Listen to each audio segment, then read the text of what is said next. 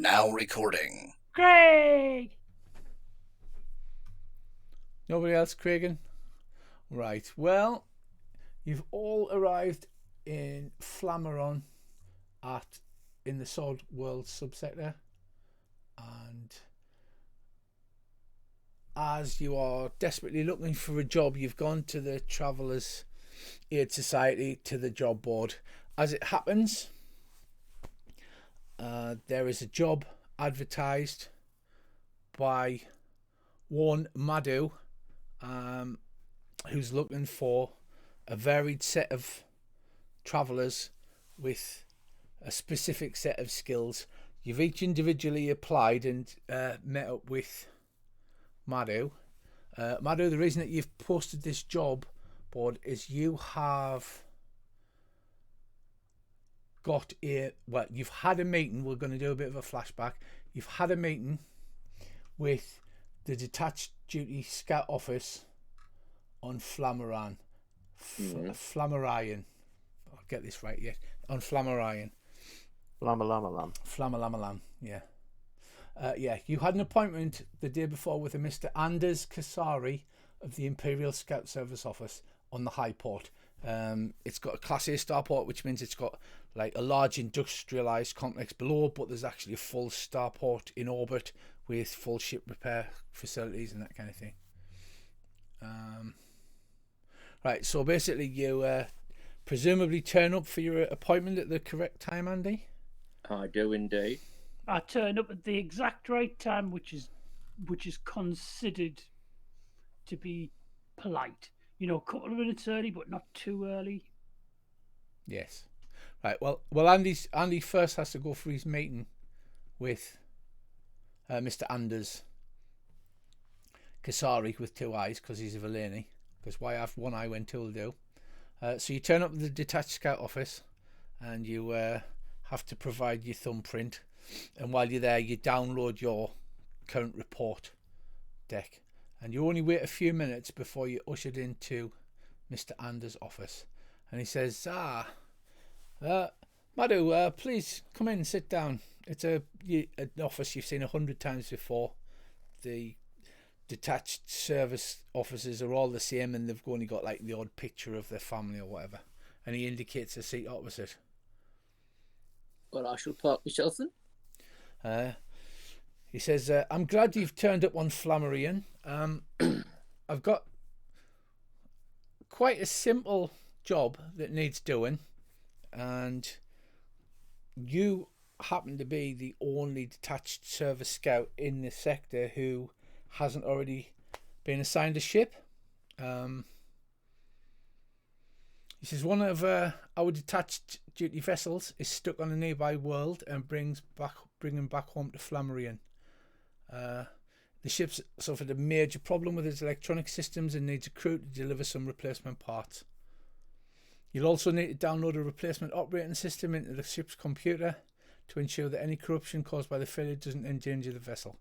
Once you've got the ship up and running, you just need to bring it back to Flammarion High Port, where a proper systems overhaul can be made. There may be unexpected complications, of course, so ideally if you have a group of travellers that you travel with, or if you can apply for a varied crew, that would be ideal. Not a problem. I'm sure I can do that. No problem. Do you have any questions? How do I get to where the ship is? He says, well, firstly, the ship's downed at Wallston. It's 4 parsecs away, and we will provide each of your travelling companions with 1,000 credits, travelling expenses, and passage to Wallston on a far trader. Obviously, we'll have to load the crates of repair parts with you. And just out of wild curiosity, what sort of passage? Just a mid passage. Oh, that's all right. You get 1,000 credits each for incidental expenses up front, of course, plus all costs for life support, fuel, and so forth during recovery of the ship. We give you a travelling voucher for prepaid refuelling at Asteltine and Bowman on the way back. And all the necessary spares and software will be provided along with the override codes that will allow you to delete the ship's operating system and install the new one. It's on a one-shot USB, so you'll put it in. Obviously, they don't want to give you a permanent override code, so they'll give you a one-shot USB that you plug in the computer, and it basically zaps it and wipes it for you. And then you reinstall Windows. Cue Windows sound effect here. Dum, dum, dum, dum, dum.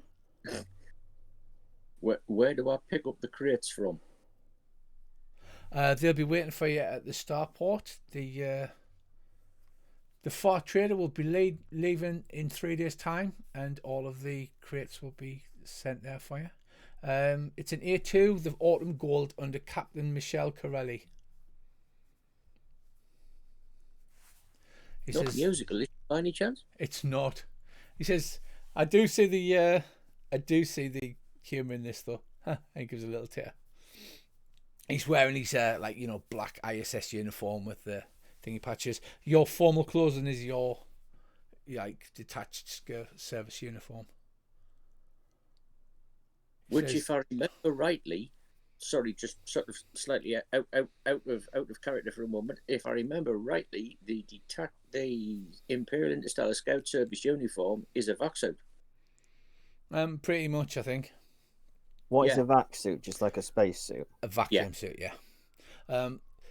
Our current Earth is about tech level 7 to 9, for some things. So a vac suit is like our current space suit is the TL7 version. They go all the way up to TL15, and the more high tech level you get, the more it becomes like more normal clothing, until eventually it just becomes like something you can wear under normal clothes and then just add a helmet on the top at tech level 15. Wow. So is it like the SpaceX one? So it's not like the one from the moon? It's not like the one from the moon, yeah, but that's like a TL6 one. So the SpaceX ones are about TL8-ish. He says, because it's 2 jumps away, it'll be calling in at planet 567-908 on the way. Name.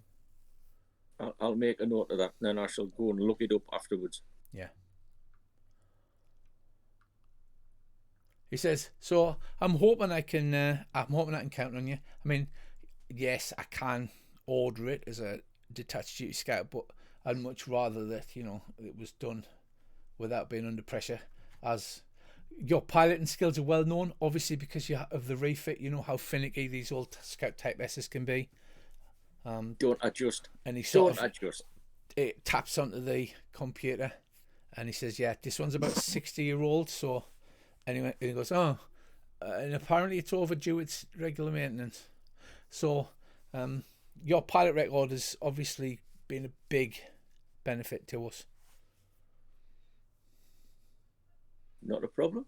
Not a problem. He says, excellent. I'll transfer all of the details to your hand computer, and all of the codes to unlock the credits. Is there anything else that you need before we conclude our meeting? I don't think so. And you wanted bringing it back here? Ideally, yes. It's, like I said, it's overdue its standard service.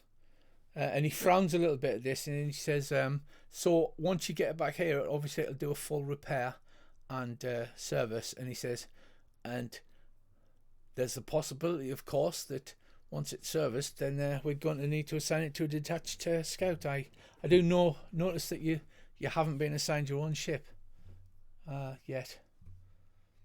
No, I always felt that was a bit of an oversight. But don't worry, I'll bring this one back for you. That's excellent. So then, if you have no further questions, he sort of stands up and then goes to shake your hand, because obviously you're not on saluting terms, so you've been detached duty.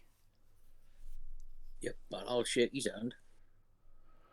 Right, fast forward to an hour later, you're sitting in the Travellers' Aid Society and you're typing up on your hand computer this job. I'm looking up that planet, because I didn't want him to know I've never heard of the bloody place. Yeah. So the first thing you do is you type up this job application for various experienced crew members in the Travellers thing, and then while you're waiting, I don't know, what do you set a particular time, or you just Yeah, well, I'll set the time. Travellers wanted for exciting space adventure type of affair, and I shall set a time for the meeting, and then I shall position myself somewhere in the bar where I can have a look at these people arriving before they know it's me. okay. In the meantime, you type up. You go on to library data, and the destination planet is Walcott, but the one that's calling on the way is 5677-908. Can you give me a general knowledge roll then? Oh, one thing I should have explained to everybody about Savage Worlds is it's kind of, if you can justify the skill, you can roll on it. So, for instance, if you were trying to set a stick of dynamite, Bracey's character could use his battle skill for like combat demolitions. Darren's character could use his repair because he's used to setting charges for asteroid mining. And if you had somebody with thievery, they could use thievery because they're used to blowing safes kind of thing. So you don't always use the same skill for the same result. And pretty much if you can say, well, I think it should be this, then you can, use your skill. Fair enough. So general knowledge. Common knowledge. It's wow, a 1. Critical failure. Right. So you only get the basics. You manage to pull up that 567-908 is so drab, dreary and depressing that nobody's even bothered to give it a name. It's a tiny sort of waypoint. It's got the lowest landing pad possible, and it's used for emergency refueling.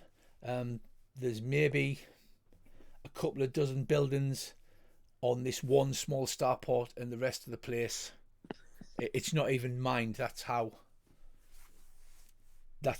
interesting that planet is. Tech level, law level? The law level is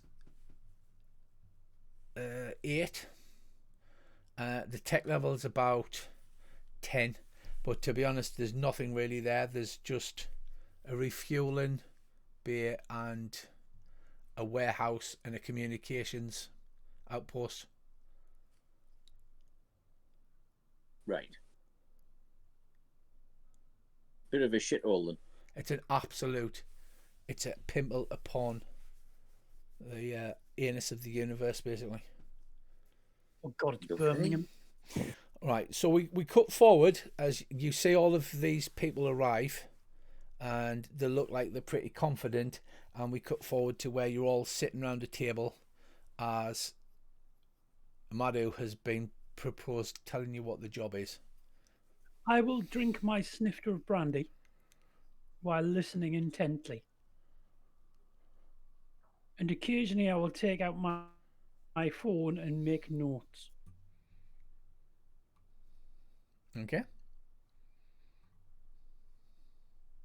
Yeah. I'll pitch it as sort of, a bit of a doddle, not exciting, money for old rope. Couple of weeks, pick a ship up, bring it back. 1,000 credits a man. What could possibly go wrong? Aye, 1,000 credits a man. Person.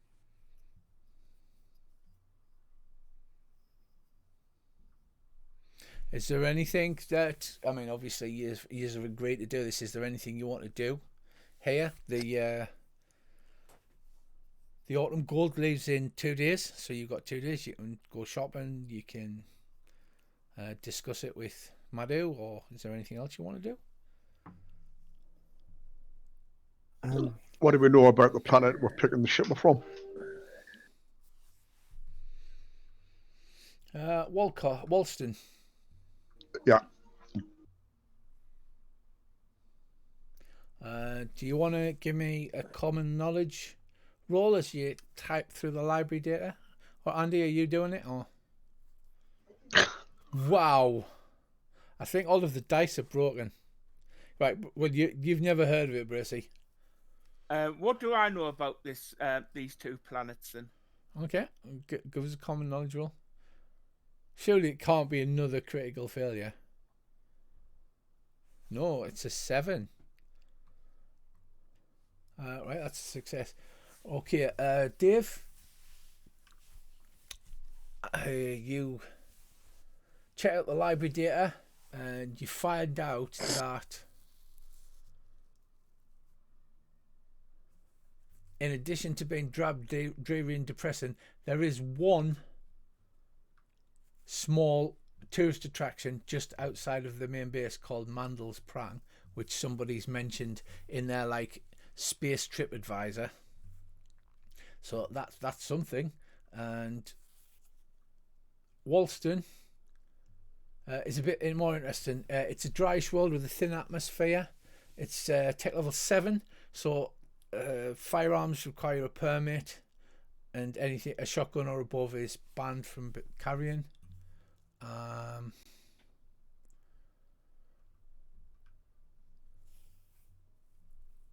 Do we apply for the permits here or at the on the planet? On the other end.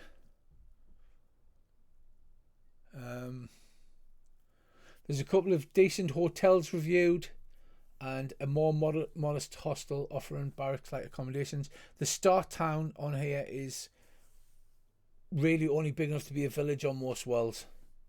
It's not a very big start town. Right, I'll ask around some of the other traders what type of goods sell well on these two planets. Right, okay.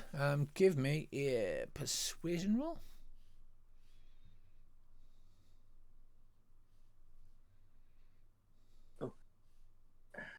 Oh, that is a success.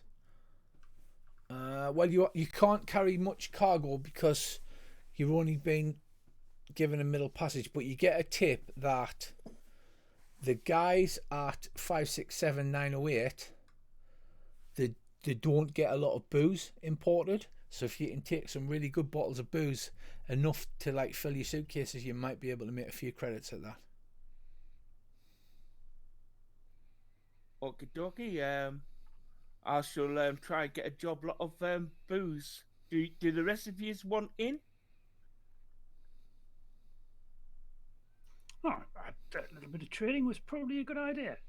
don't say why not. How much are we putting in? In fact, should we see if we can find a wholesale merchant and maybe take a larger amount? If only we had someone who was rich to buy an absolute shit ton. Yeah, you've got to remember we only got what we can carry in our suitcases because of the mid-passage. Best leave me out of this. I think I need to think about it. What about dehydrated liquor? Well, that's the thing. They're not. They're saying that they can't get the really good stuff, so you're buying like the expensive whiskies and that kind of thing to take with you, rather than the cheapy stuff.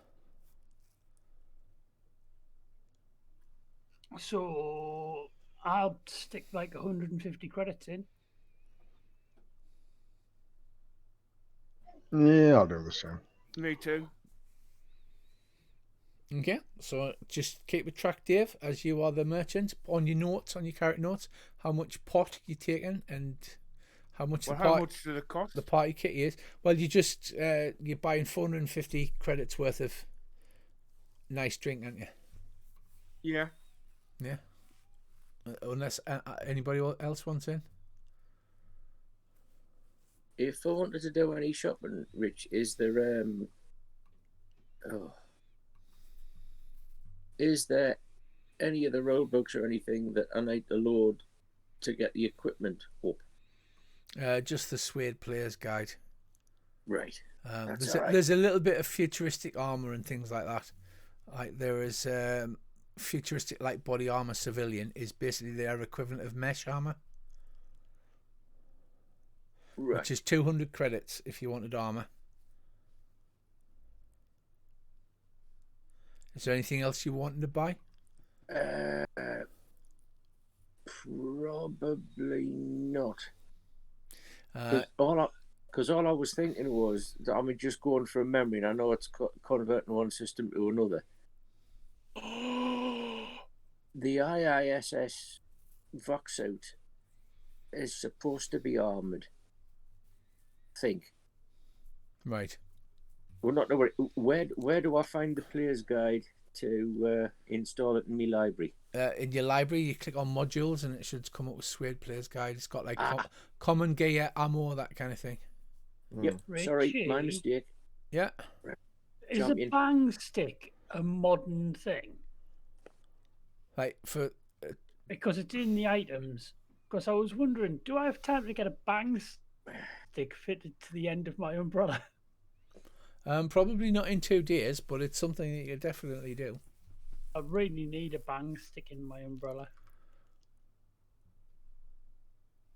Right, so you do a bit of shopping, of which you can just buy whatever you need. Obviously, you might want a bit of armor, you might want some extra bullets. Rich, they sell trebuchets. They do sell trebuchets.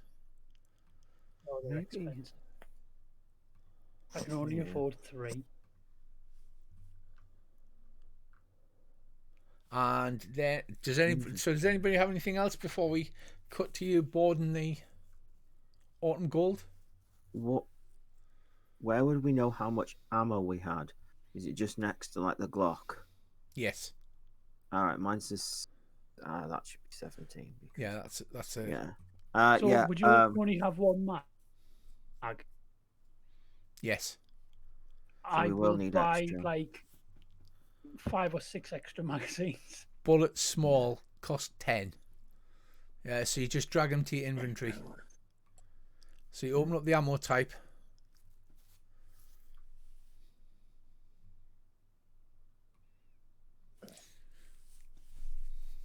Yeah, it's not just a Glock, it's a Space Glock.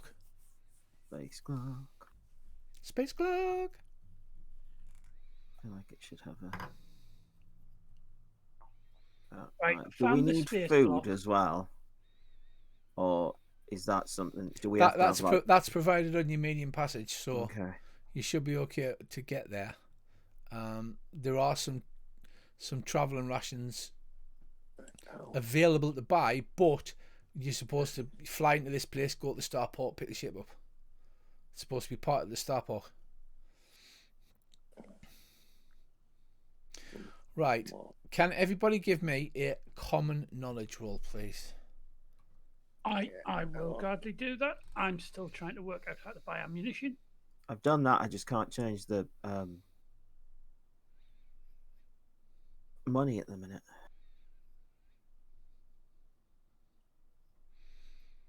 Critical fail. Nice, critical fails. A couple of successes there. Hang on. Daco, Eddie. Hang on, common knowledge. Wait a minute. Yeah, Madhu. It occurs to you three that it's not usual that ships are just left. Andy particularly knows that a Scout Type S is put on detached duty to a particular crew. They're not just abandoned at starports. There's something's gone dodgy with it, like.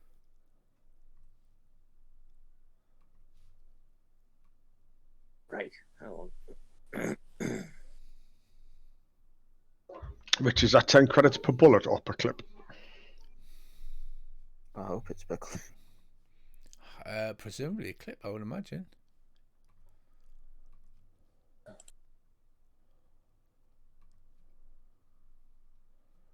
I did it. I bought a thing. Yeah, so it's a clip, basically. You bought a thing. Excellent. Well done.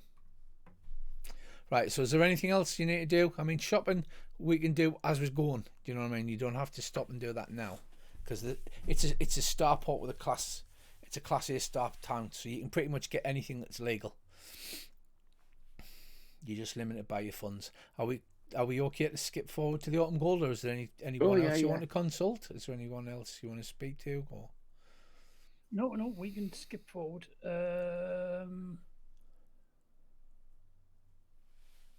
Yes, I'm just trying to find night vision goggles. Are they a thing? they may be under common gear.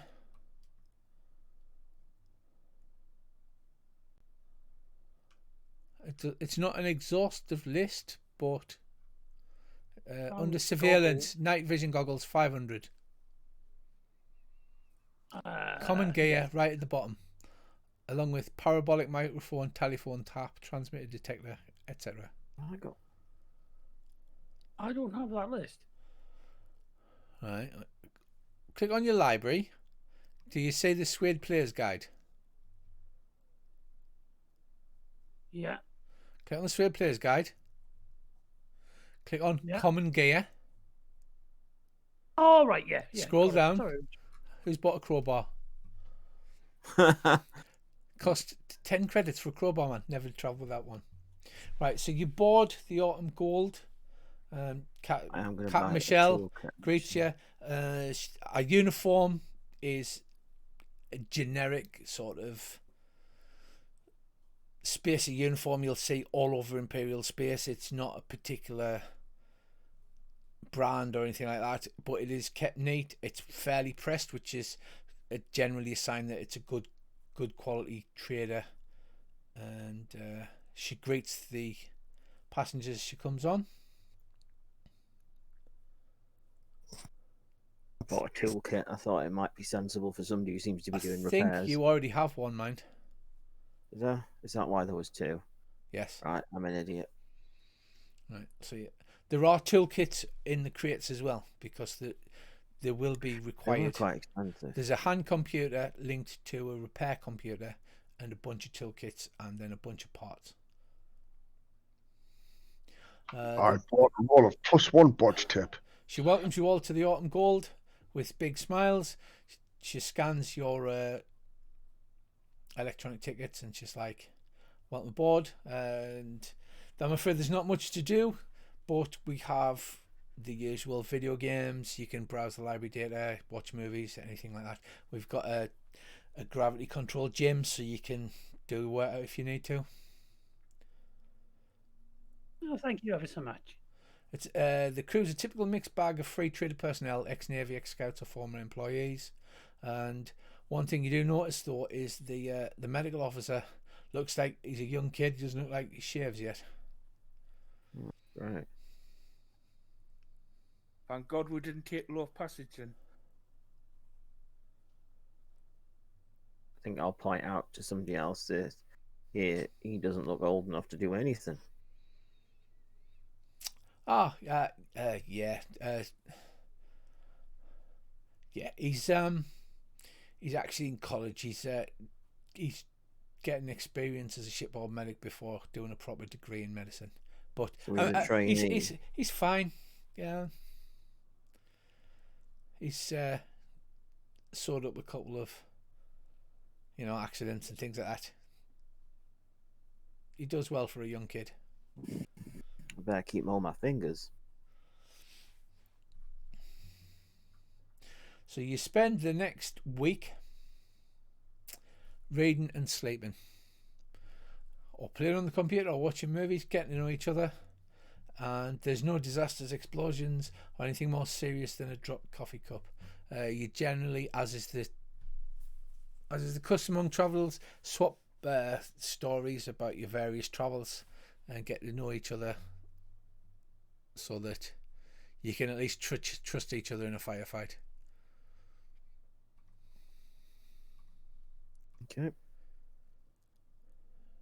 I do everything by the book. So, for example, if it says if the Navy regs say sidearm should be maintained every 6 days, it's maintained exactly every 6 days. Well, the one thing that you do have to do when going on a ship is you have to check your sidearm in for the ship's locker, along with any ammunition, explosives, anything like that. I'll check everything in, but I'll keep my umbrella. You keep your umbrella, but they're all securely locked in the ship's locker. About 168 hours out of Flammarion. The Autumn Gold makes a jump emergence 119 diameters out from the planet, designated 567-908. Looks like we're nearly there. Yes, it comes over the tannoy. This is your captain speaking. We'll be landing on 567-908 very shortly. You may want to take a seat. There's no seat belts, of course, because the grav plates will function at optimal levels. But we'll be staying overnight while we refuel and deliver post. And so please feel free to enjoy the facilities. As she says this, she sounds a bit sarcastic. Oh, so we'll come to this planet that wants booze, then, have we? You have, yes. Well, I'll go out and take our booze and start looking around. See if we can create a bidding war for it. You land and disembark from the ship. Right, it's quite the sight, as this is the whole place. Okay, there's a large warehouse and an ATV garage, a communications tower, and a bunch of prefabricated living quarters. Number 5 is a canteen and rec rooms. Number 6 is a giant water holding tank. And number 7, which is the tourist attraction that you read about, seems to be where some drunk miner crashed his ATV and jammed it up on a rock just outside of town. I've been on asteroids with more interesting sats than this. It does look like a thrilling area. I can only imagine the nightlife is off the hook, as the youngsters say. And as you just depart from the steaming ship, the ground crew, scruffy and unshaven by the most part, run the pipes from the water tank. As you can see, the pipes run from the water tank to a kilometre away, and they begin to pump water into the tanks. It's a lengthy process, which where they fill it with water and then they have to bleed out the oxygen and turn it into hydrogen to then compress it into fuel. So you stand around on the landing area at the bottom of the ship as these landing crew run about. What would you like to do? You've got a whole day to spend here. Well, I think I'll head off to the canteen rec rooms and advertise I've got some good booze to sell. Okay. I'm going to go over and look at the prang.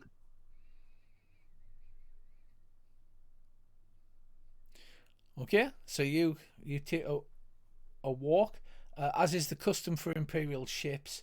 As for each planetfall, they slowly adjust the gravity and the atmospheric conditions to match the planet that you're on. So even though it's dry and it's a lighter gravity than you're used to, by the time you get there, you're actually fairly well adjusted to it. So you don't get too out of breath as Lieutenant Bear strides off to look at the prime. What about the rest of you? It isn't raining. I'll put my hand out Isn't not to check to see if it's raining. No, it's dry. It's always dry. You look at your hand. You look up in the sky. Like a couple of the guys that are running hoses to the ship, sort of like do that thing. Look like as they run past you. I will put my umbrella under my arm like a twat stick, and that's how I carry it when it's not being furled. I'm going to go over to the ATV garage and have a look round, see if I hear any rumours as well of anything going on. I doubt it in somewhere like this, but... Right, okay. I'll go with Davey because someone's about to try and mug him for this booze. Right, so Dave's got like a suitcase. And Andy, what are you doing? Oh no, splitting the party. You could all get horribly lost on this foreign alien planet. I'll if my noble friend is going for a wander, I shall go for a wander with him, because I wouldn't want him wandering off and getting lost. No, that's what you stroll with them. I mean, yous are all pretty experienced travellers now, and you've seen some shitholes, but this just about takes the biscuit. So it's going to take you a little while to walk over to Mandel's Prang. So Dave, Datu and Amos, as you walk to the canteen, you see basically it's the only thing to do. So if people are not working, they're at the canteen, and you push the doors of the canteen open, and as you step inside, there's a loud scream, and the scream says, "Face hugger!" What do you do? Go in your head. What do you do? What did he say? Face hugger. Absolutely nothing. I just carry on walking. I look around. Right, so your gaze darts nervously around. You notice that all of the people sitting in the thing, when the call goes out, face hugger, take a shot of this what looks like grain alcohol, and everybody drinks together and then slams the glass down together. And you notice up above the small bar, there's only 2 drinks advertised. There's the face hugger and the chest burster. The face hugger is a credit, and the chest burster is 2 credits. It seems to be some kind of toast, as they've all slammed the glasses down together.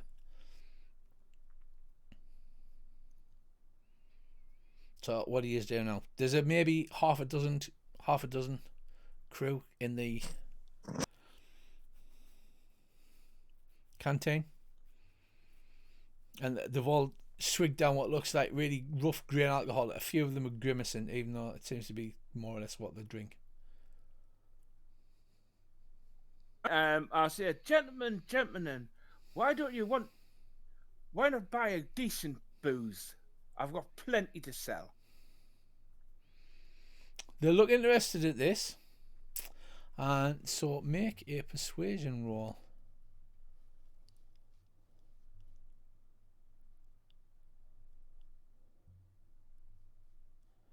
It's a success.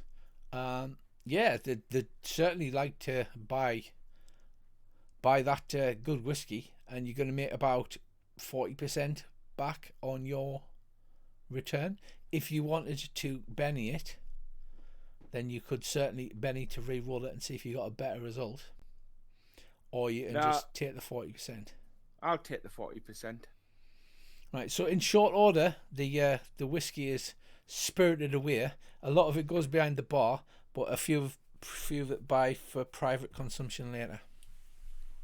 So all you see in this bar is there's a video screen that apparently has a chalkboard that proclaims movie nights Thursday nights.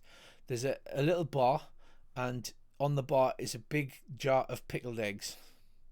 And like I said, there's 2 drinks. There's a face hugger and a chest burster. What sort of eggs? That is a question. Right. Doesn't look the sort of place that's got hens. Possibly. There could be a human egg. I couldn't eat a human egg. Right, so while you're doing that, Darren's reached the ATV garage. You look inside, and there's one large wheeled ATV, and there's maybe 4 or 5 mechanics boffing around, changing bits, unscrewing things.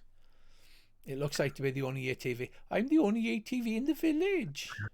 I'll walk over and say, "Oh, boys, I've just come down from a ship heading over to the planet to rescue some random ship that's been stranded. Anything I can help you with?" He says, "All right there, Treacle. He says, I think we've got it." He says, "We've got a bit of a problem with a blocked fuel line, but it's been giving us problems, like." "Oh, I'm quite good at repairs, I am. So anything I can do for you?" Give us a persuasion roll. I get a minus to this because of being an outsider and not being around belters, I think. Yeah, you get a -1. -1. So then I've typed in -1 down there. And then roll your skill, and it should all come up. It did the Well, -1. he says, No. well, I appreciate the offer there, friend, but I'm not really allowed to let anybody No, mess no, about with no problem. with No problem. I company like to equipment. keep my hands busy. He says, how long you in for then? Oh, just about a day before we go over. Friend over there, he's selling some booze if you want to go and get it. Oh, really? Yeah. Oh, yeah. Yeah, he says, You got credits, he got booze. oh, that's great news. Scotty, nip over to the canteen, and it'll be certainly better than having to try and choke down a chest burster. Oh, yeah. Terrible problems with copyright, that is. It is. What was the TL of the planet we were going to again, Richie? It's sort of mid 20th century, so you're looking at about 7. Attack level. I'll hear David say, maybe we could ask them if they want any more bringing back on the return journey, and we can get even more. Yeah, I'll ask if they'll want any more booze on our way back. Yeah, we always need a bit of variety, because I mean, only having a choice of 2 drinks, and to be honest, the only difference between the drinks is one's got a pickled egg in it. Yeah. Well, I'll give Brace his money, 210 credits. So it's like 60 credits profit. It's a tech level 8 planet. I was just frantically going through the PDF there to find the TL of Wallston. It's TL8 planet. Yeah, definitely. We're always up for any kind of interesting try videos or booze, any kind of entertainment, if you know what I mean. Gives you a leery wink. No, just the men and women, if you know what I mean.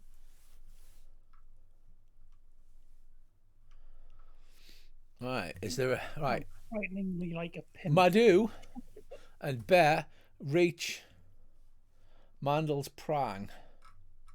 Mandel's Prang is got a small plaque, and it's part rock and part sculpture built out of the old bits of an ATV, and the plaque here reads, "This is where Mandel pranged his ATV." I'll stand back and try to frame it in a sort of artistic way, and then take a couple of pictures on my phone. Right, Andy, having travelled, you sort of stand here and try to find wonder in this, whatever the hell it is. I mean, I've seen a bit of life being a scout. I've been around a bit. I've seen the Zordani border. But I ain't never seen a shithole like this place before.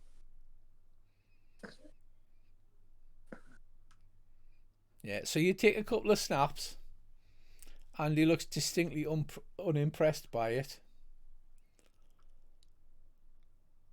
I like the way that they've tilted it to one side. I don't know if that was an aesthetic choice, or maybe it was just the way it actually played. These things are quite mysterious. It's very much in the eye of the artist. Definitely, I'll literally go on to try and describe the art required to crash a truck in this wonderful way. Go on, give us a camera. I'll take your picture next to it. Yeah. Right. I'll stand next to it and put my umbrella up. Right, you have the most uninspiring holiday snaps ever. Me aunt, me great aunt, she likes to see what we get up to. She leads a very sheltered life. Yeah, this is such a shithole. Nobody's bothered even naming the planet. They still just call it by the designation. Right, so when you get bored of that, and I guess you wander back into town. Darren, are you still continuing to speak with the? I'll just kind of wander around, poking my nose into things. Anything particularly interesting. But I doubt there is, to be honest, in this sort of place. Well, if you wanna make a repair roll for us, Okay. as they're faffing about with this fuel line.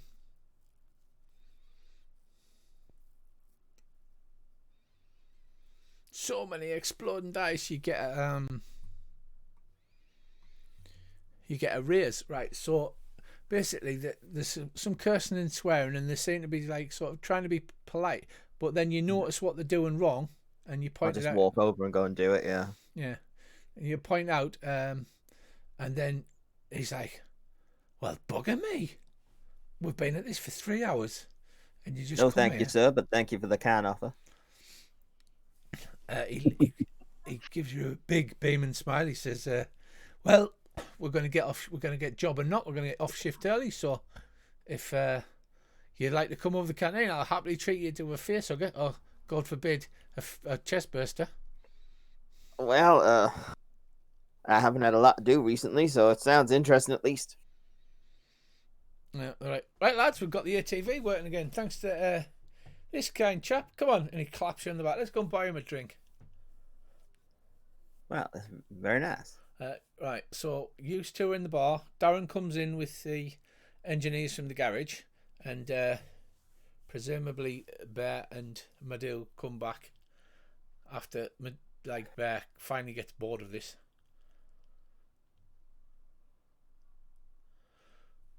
And you, I'll give Bear his I'll share. head towards the bar. There is something we need to find out.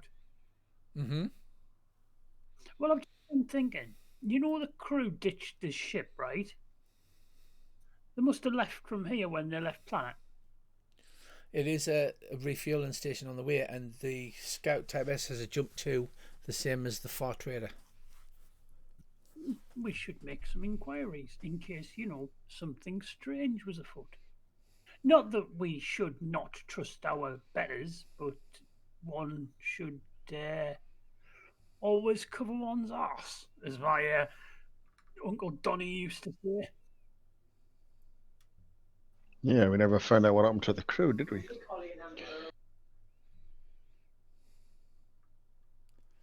Yeah. So, who's asking about? I'll turn round to Marduk and go, buy you a drink, old man.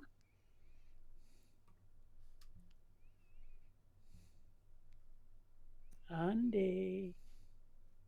Sorry. Buy you a drink, old man. Oh yes, but definitely. Look into the bar and buy me and young Marduk a drink. Yeah. So it's a credit. It's a credit for a face hugger, or it's 2 credits for a chest burster. I'll have some of the stuff that they put behind the bar earlier. I don't think my constitution is quite up to a drink named after, and I'll look at the things. Something as lovely as that. Local fauna. Yeah. It was a joke. Some guy had watched one of the old Try D videos from back in the day, and apparently they call the chest burster because you have to try and keep the pickled egg down. It's something of a local competition, to be honest. Oh, thrilling. I'll put 5 credits on the bar for the 2 drinks, and I was wondering, there was a ship. What was the name of the ship again, Marduk? You pull out your computer, Andy, and I shall tap into my computer because I'm sorry, I can't remember. the ship designation is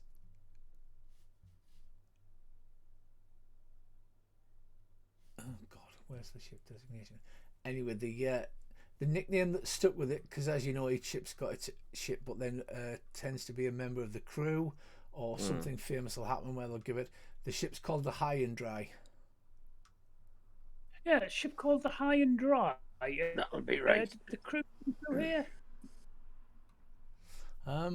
They broke it, I think. Yeah, a persuasion roll.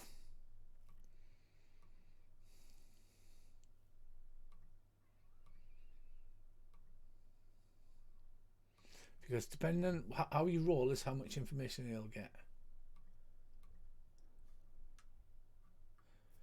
Yeah, it's the S00164164-C high and dry, spelled HIGHNDRY.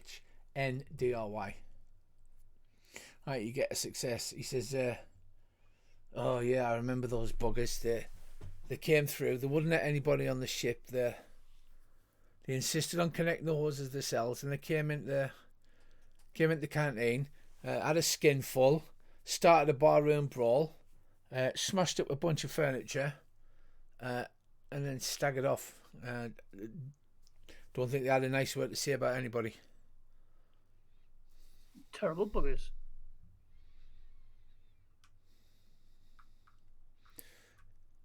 The scouts.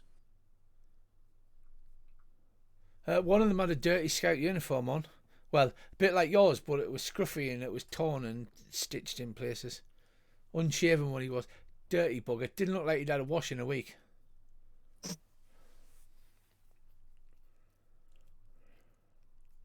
Well, full jokey scout then. Said we were all a bunch of backwater bloody hicks and started a brawl. We did. After it had a skinful. Tipped over the jar of pickled eggs. It was a disaster.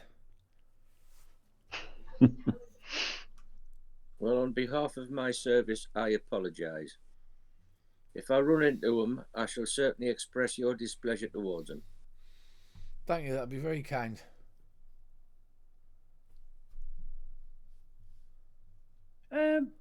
These chaps, did they leave through here, or did you not see them again? That was about 3 weeks ago. I haven't seen them since then. Did they do anything other than smash the place up? Didn't spend any time with anyone? No, they sat outside the ship smoking, drinking cans of space lager and heckling and calling people, laughing, pointing, that kind of thing. Left the trash all over the landing area.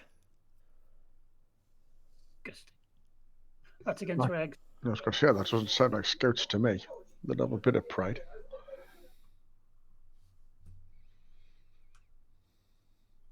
So you have a few drinks. That you generally, there isn't anything else you can find out other than nobody on this shithole seems to have a good word to say for them. And then the ship's refueled the next day. Do you have a skinful in the canteen, or do you have a respectful drink and retire to your bunks on the ship? No. A drink. You have a couple of drinks. Yeah, I think. I'll buy an extra bottle of lager when he starts saying he doesn't need another one, but that's enough. Gentlemen should only push one drink on a chap. Darren, again, you hear a similar story from the mechanics. They buy you a couple of face huggers, and Wow, it sounds better than the chest burster. yeah, it's there's a big pair of tongs standing next to this big jar of pickled eggs. I felt sure Bracy would have had a go at it, like I really did. Nah. Was there the right amount of crew members for the ship, or was there any extra personnel? There was 5 of them.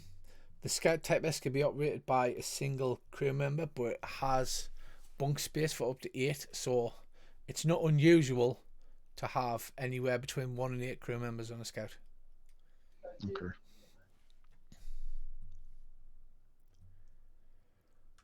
Right, the next morning you set off, and another week passes through jump space, watching telly and enjoying yourselves as only a traveller can. And finally you arrive in orbit above Wallston.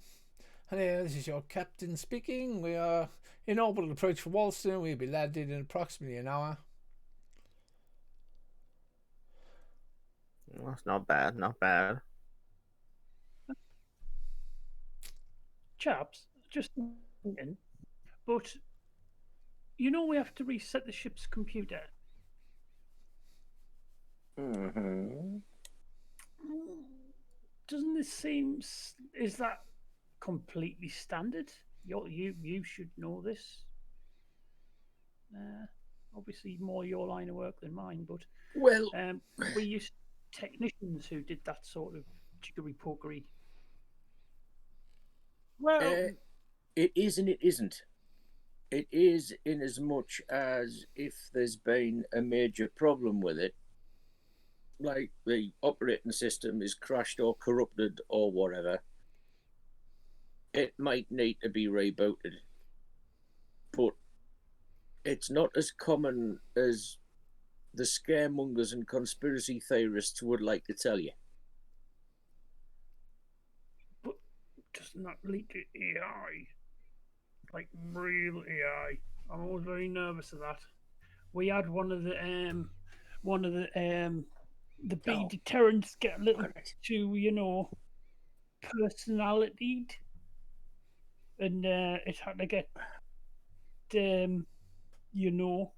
I'll give him a conspiratorial wink because it was starting to get friendly with one of the queens. Oh, I Right, you strategic line of work you're in. as you come into orbit, the map of Wallston is available on the library data program. You tap it in and pull up the normal stats for it. It's rather dry with a highly variable temperature. It's got a thin atmosphere. Can you make me a common knowledge roll if you're searching through the library computer? Somewhat less than half the planetary surface is underwater, although not all of it is in liquid form. Well, no.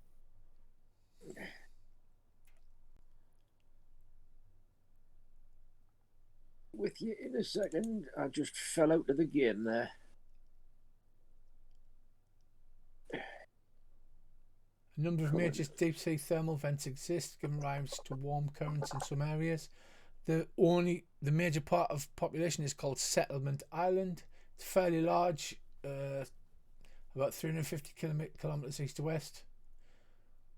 The sea between it and Wallston is shallow and dotted with small islands. A drop in sea level just a few metres might create a large bridge. Andy and Dave, when you have a look at the atmosphere and the temperature and humidity, you reckon that you may need a filter mask to breathe? Right. Thought we were playing fantasy. No, why would you be playing fantasy? If we need a filter mask to breathe, and we were unable to pick one of them up before we left, we may have to prevail upon the captain and raid the ship's locker. Allow me to talk to the lady. I'm sure I could convince her to loan us some masks. We can always return them to her operating company. Oh, do you think you're a bit of a ladies' man? Oh God, no, they terrify me. No, he just thinks he's a lady. All right. I'll file that away for information. See the captain. Or the quartermaster. No, the captain. Right, so as you come into land, the captain says, "Oh, the starport will sell filter masks Oh, for visitors." in that case, thank you very much. Right, you come into land on the pad and discharge from the ship. The crates are offloaded on a wheeled dolly. Two Varga in brightly coloured jumpsuits come out to meet you. Darren, Varga are genetically engineered Terran canines that have spread out into Imperium space and also have their own empire. Space dogs. Space dogs. Basically, most often they look like huskies or Alsatians. And at some point in the past, they're not sure who or why took them away, genetically engineered them, and made them into basically humanoid dogs. I'll greet the the way you're supposed to grade Varga? Because I presume I would know. Or by sniffing his ass. I thought you were going to say That's what's shooting. required. Right, this is the start town. You land on the main landing pad there, which is in beige. This is where you land. The 3 white circular buildings are large hangars. Right, the Varga that come over to greet you come over and they tilt their heads off to one side at a strange angle, and so we'll take your bags, sir. They've got that growly Varga voice. Are you porters? Yes sir, we're porters. You tell me you're Harry Potters. We are, sir. It's very funny, yes sir. If you'd like to give us another common knowledge. Yeah. What was a bit? Does blue mean it's successful? Wow! On a D4, look at that, 15 from Earl. Bloody hell. Yeah, that's like 3 raises. Does blue mean it's failed or successful? Blue is showing you which dice was the higher of the 2. Oh, right, okay. Right,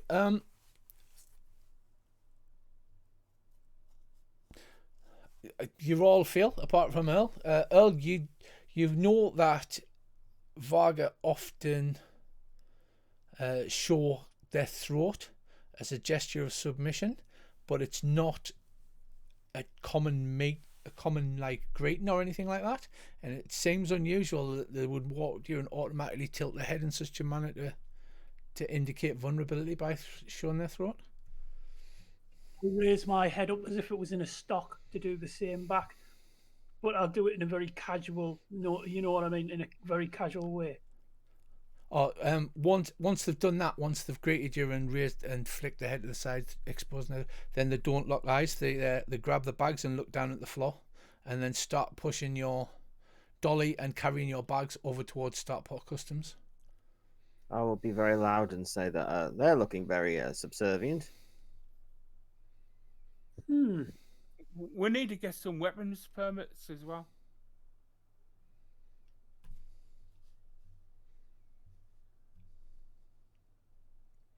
Right, so are you walking alongside these Varga and heading towards the starport? Yeah. Yeah, you gaze around, and the thing that springs to mind instantly is that all 3 of the hangar buildings are empty. Turn round to the Varga and say, where are all the local ships?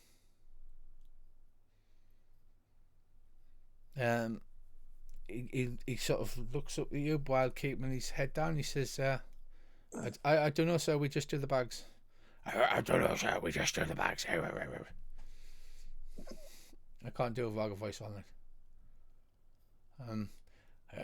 You might want to ask at the Port Authority officer. Of course, old man. It's just the other side of the Starport Customs, of course. Oh, best head to customs. Right, the building's surprisingly empty. They offload the mail from the ship, but there's no other passengers or cargo here for this planet, just what's carrying you.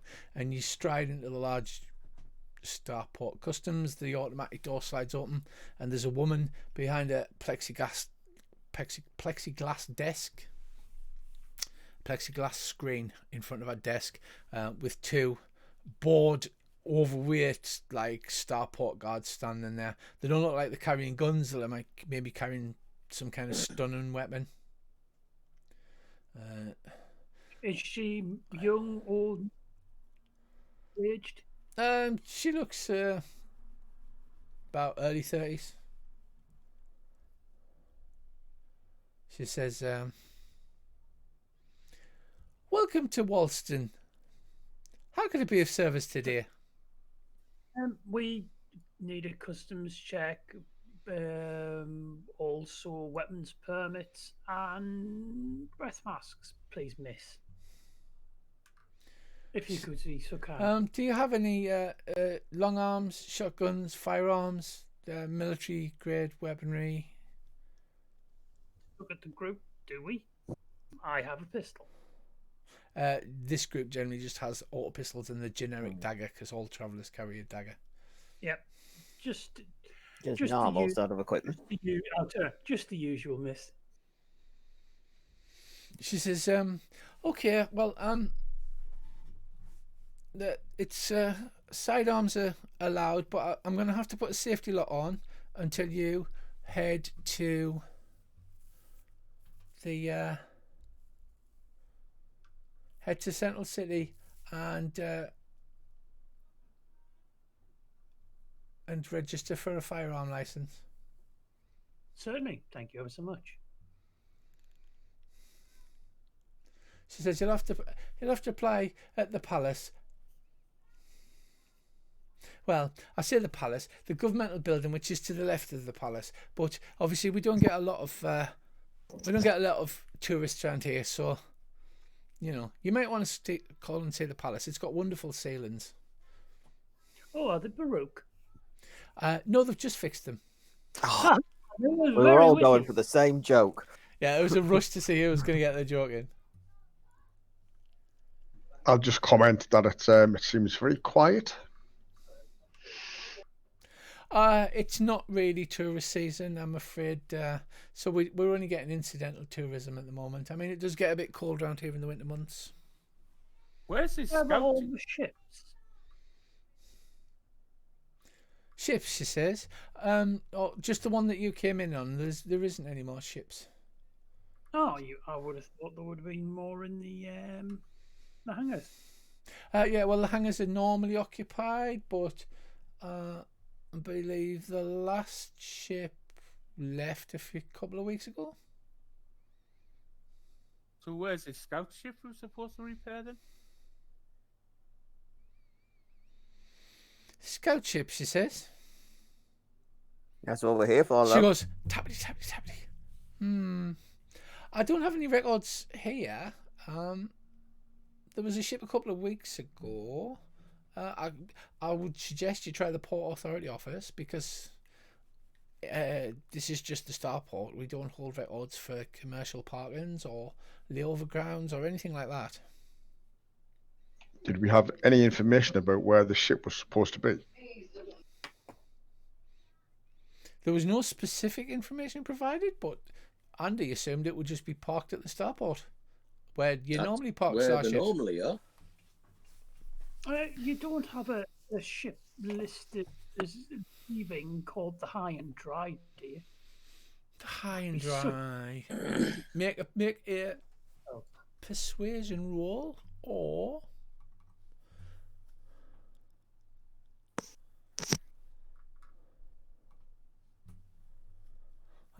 a 4. It's a basic success. She says, let me just check for you. Tappity, tappity, tappity, tappity. You know, she's got a physical keyboard, not like a computer computer projection or like a dynamic one like you normally have. It's on a touchscreen. It's an actual, honest to goodness, physical keyboard. And it's quite disturbing as she goes tappity, tappity, tappity. Tap, tap, and lean forward. And is it the tactile thing of the keys? Had a friend could not stand those projectile keyboards. Had a feel it under her fingers. She did. She says, I've got a ship listed as the High and Dry coming through a couple of times in the last year. The last time was about 3 weeks ago, and she has apparently applied for an on-planet flight path, but I'm afraid I won't have access for that. Not here. Oh, where would we get? She looks condescendingly at you and goes, you need to go to the Port Authority. Sorry. Again, miss, you've been ever so helpful. I'm going to loudly say she seems a bit of a job's worth. She sort of sniffs at this and says, well, I'm trying to help, turn sirs. round. No. I'll turn around and say, now, hey, just because she's providing excellent information in a courteous manner does not mean she's a job's worth. She's obviously a very dedicated and hard-working young lady. Do you fancy her? I wouldn't be allowed.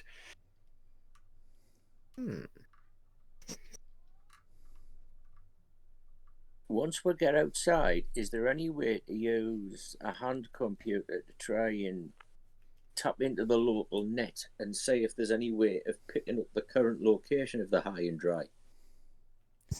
There would be, but this seems like an extraordinarily primitive society that doesn't have like a planet-wide intranet or intrawebs, as you may call it.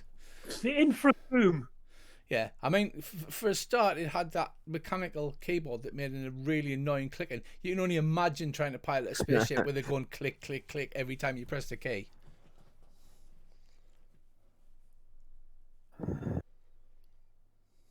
So what they do is the security guards come over and they get your auto pistols, and they've got like a little mechanical lock, you know, like a gun lock that goes on, and just The orange tab.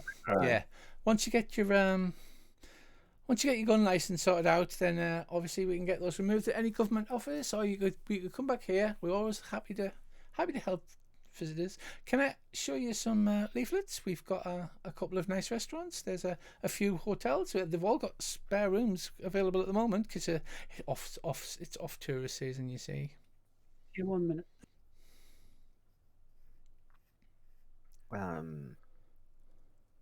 Andy, would this place have a local like scouts office and something like that? It is listed. It's listed as having a scout base. Although you haven't seen any evidence of that so far. Well, it's supposed to have a scout base, so in theory, yes.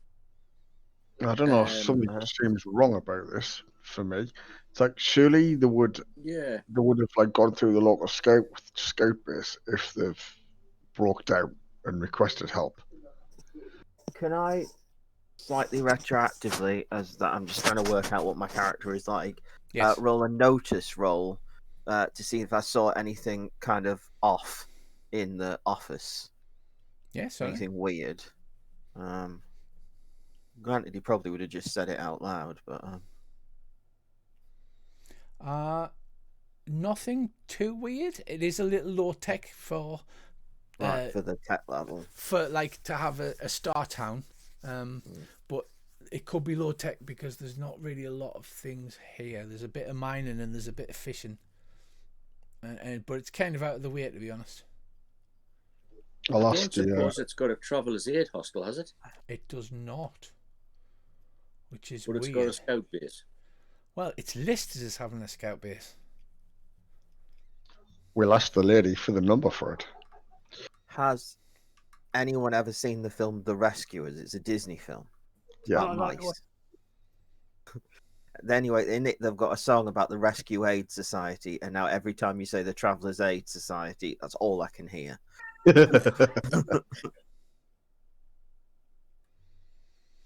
Right.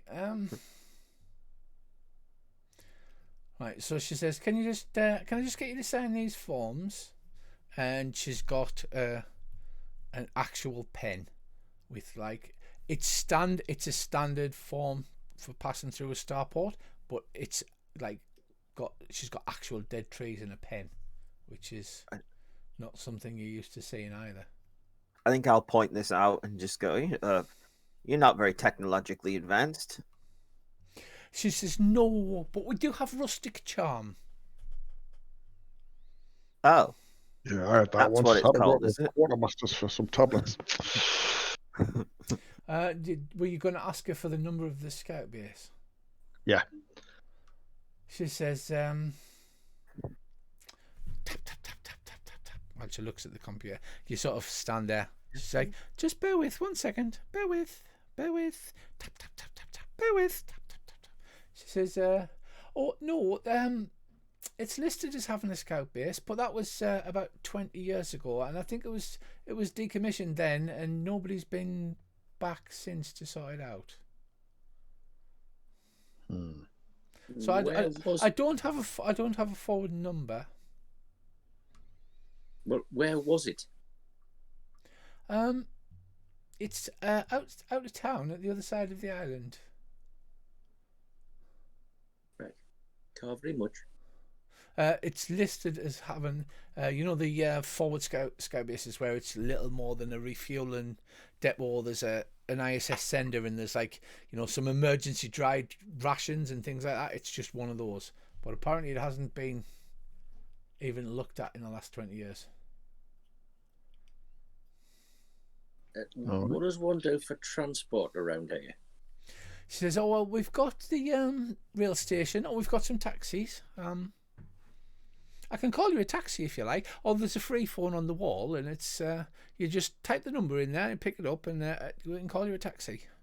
But if you want to go to the Port Authority, it's just outside the as you go out of the building and straight on your left there. You can't miss it." I think we should go to the port. Yeah, let's just check, actually see if they've had anything in from this ship. I was tempted there for a moment to pick up the phone and go, "Computer, I know it's a very old joke." It is a very old joke. But I shall restrain myself. Yes, I think you're right. Off to the Port Authority next. Right, so you get your tabs on your guns, and you grab your suitcases, and you've got your trolley full of crates and stuff, and the two Varga porters push it out onto the street for you, and sort of lower their heads. Yeah, you notice there's a few people walking around. It's like more or less a town city centre. It's mostly standard human population. They tend to wear drab browns and grey colours. The Varga tend to dress in much more flamboyant and bright colours. But you notice that they've all got their heads down, and when they get accidentally almost walk into a human, they always do that gesture where they flick their head to the side to raise their neck and then move out of the way, as opposed to making sort of walking around. They always move to the side and let the human continue on. Subjugated Varga again. And you head across the road into a big black brick and glass faced building that's marked Wallston Port Authority. Inside you see another officious looking young lady, and this time she's a lot younger. She's got a suit and a small tie on. She gives you a big smile, which you seem to be getting used to on this planet, and she says, "How can I help you?" Hello, miss. We would like some weapon permits, set of breath masks, and some information about a ship we're trying to find. Sorry to bombard you with everything at once, I know, but I find get it all out there. She's got another one of those tip-tappy keyboards, and by this point, every time she presses a key, it's like fingers down a blackboard. I like the sound. She says, gun permit, you'll have to take the train to Central Lake and go to the government building next to the palace. Oh, yes, sorry, yeah, we were told that. I forgot. She says, but what else can I help you with? We're looking for a ship called the High and Dry. We've been asked to do a repair and recovery. Oh, she says, I can't just give information out on everybody's ship, obviously. It's, it's personal information. Do you have your official paperwork there? I'll look. Andy's got all of the ownership papers and the USB killer drive and all of that sort of stuff. Well, not the ownership papers, the detached duty papers. So you pull out your papers and wave them under her face, and she looks over them and she says, "Oh, I'll have a look for you. Hold on a second." Tappity, tappity, tappity, tappity, tappity, tappity, tappity. While you're literally standing there, and at this point it sounds like somebody tapping on the side of a drum. Tappity, tappity, tappity. I'm starting to twitch. Mike, Eddie just goes, "That's quite annoying." Stop doing this nasal. All I've got on the High and Dry was that it has filed a flight plan recorded as in system, but there's no other details to that.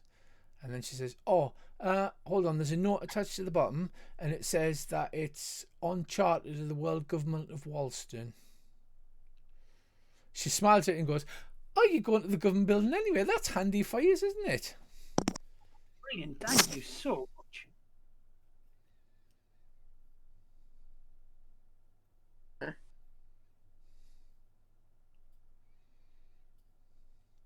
Is there anything else I can help you with? Filter masks. Where could we purchase filter masks? Oh, yes, sorry, she says, and she turns a sign on, and it's got "buy your filter masks here." They're 10 credits each, and it's a basic, cloth filter mask to filter out the. We're not used to those. Yeah. It's not like you have to wear them all the time. I'll buy 2. Is it on the list or not? No, just knock 10 credits off. Okay. Yeah, I'll buy a couple. Yeah, I'll get 2 then, just in case you need a spare, because you've got to put one in the wash. Yeah, I'll get 2. I'll try not to get the one with the smiley face on it. I want the one that makes me look like a space marine. She says, "So that ship is in system somewhere." I'm sorry I couldn't be more helpful. Oh, you've been very helpful. Thank you ever so much, miss.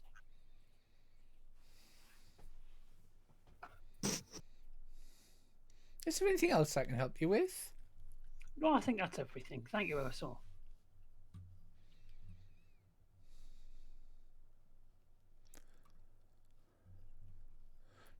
She says, "There's a train in about an hour." Oh, brilliant. We'll head down to the train station. You couldn't give us directions, could you, miss? Yeah, certainly. She pulls out one of those little foldy maps of the town, and she hands you it, and she says, "If you just go out the building, turn left, you're on the main street, commercial road. You've got all the shops down there left and right. Everything's open, but obviously it's down season. You just go straight to the end of the road. You see a big sign that says railway station. You can't miss it." Oh, thank you ever so. We'll head to the train station. I'll buy a can of Coke, sit on a bench. Space Coke, please. Try and stay in character. Space Coke. When we get outside, I'm just going to point out that if this ship is somewhere in system, that means it's liable to be not on planet, and there are no other ships at the starport apart from the one we just came in on. So we will have a choice. We can either wait and hope it comes back to this planet, or we might need to talk to the captain about saying if she can help us find it. Yeah. Well, let's face it, chaps. It's snafu. It's guaranteed it would be a snafu. These are always snafus. Do we not think something dodgy's gone on? Could be, but at the same time, this sort of thing isn't unheard of. Stuff gets mixed up. The time between ships sending messages, the situation could have changed. Someone could have repaired it and be carrying on with whatever mission they were on anyway. So I don't know. But I figure we just go through channels and see where it takes us. The only problem is that's our trip home. One thing you seem to notice is the local fashion seems to be a light long-sleeved shirt and kilt. There's a lot of shops that, like, when you go to Edinburgh and you walk down the Royal Mile, and they're all selling kilts. Not allowed in Scotland, Rich, remember? There's a lot of shops that are selling local kilts and long-sleeved shirts. Some of them with even ruffles on the end of their arms. Well, when in Wallston, do not buy a kilt. Got bagpipes in the other one. It's true. That's when he sits down. That's not him sitting on his bagpipes, man. Right. So, are you doing anything else? Are you heading up to the train station and tipping a couple of Varga porters to push the cart up for you? Yeah, why not? Is there anything else you want to do, or are you just heading straight there? No, we'll head straight there. I can't think of anything. Anyone else? I need to know what's going on with this thing.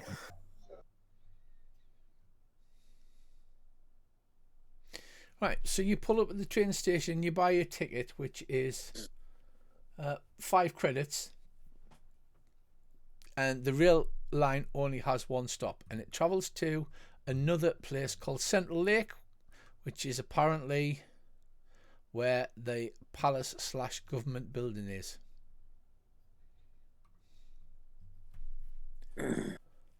There's a pleasant man behind the counter, and it's a ticket machine. You just feed your credit coins in, and it spits out a small ticket.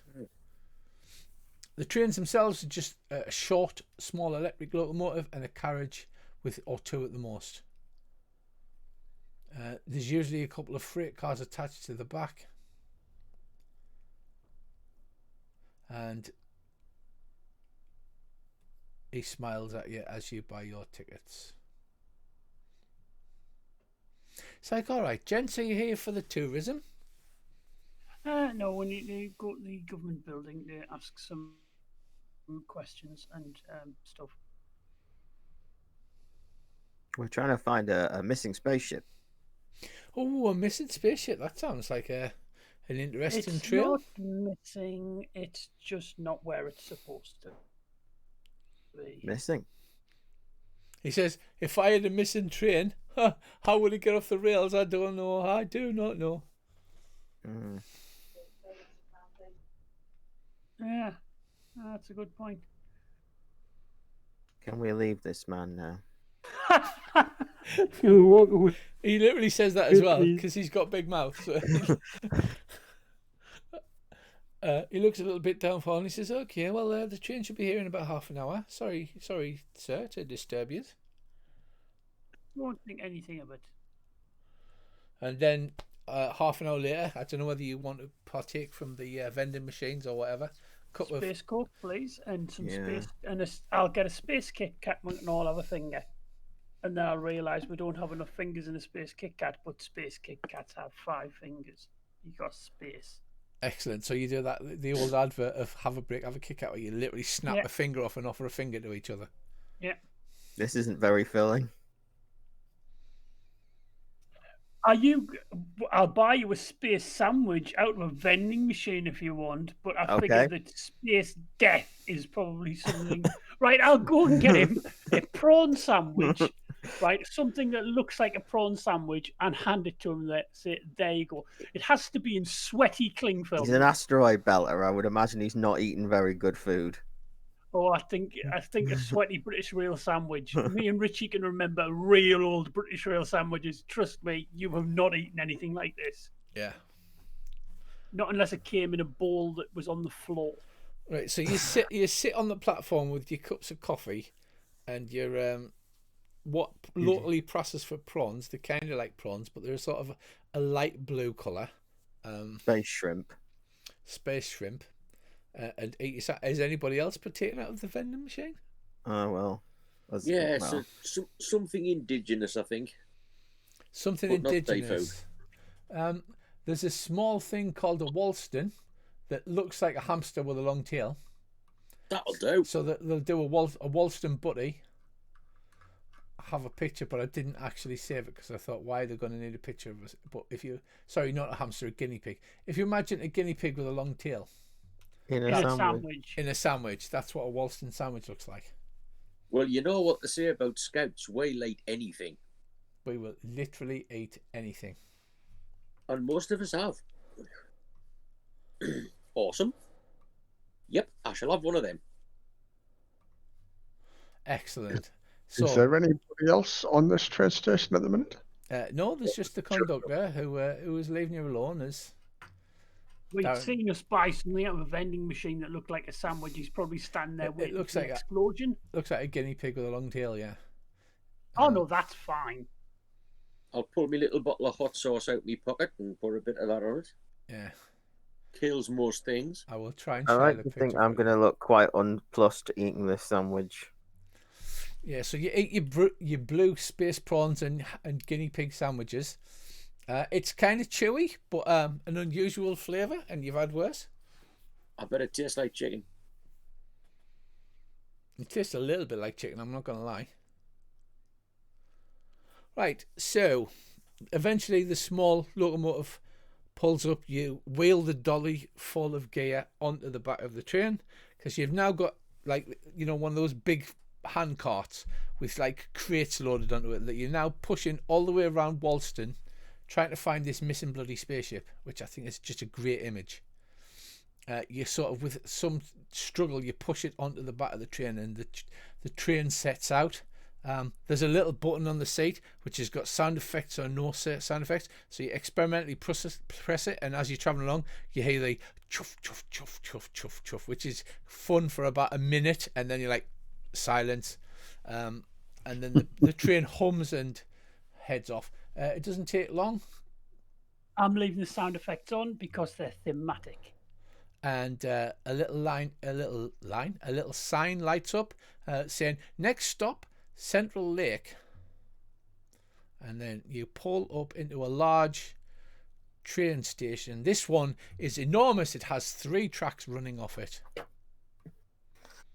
About one's that.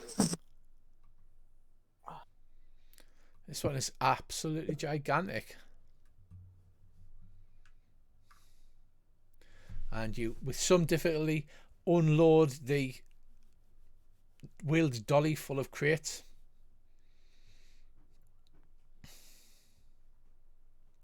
And disembark at Central Lake train station.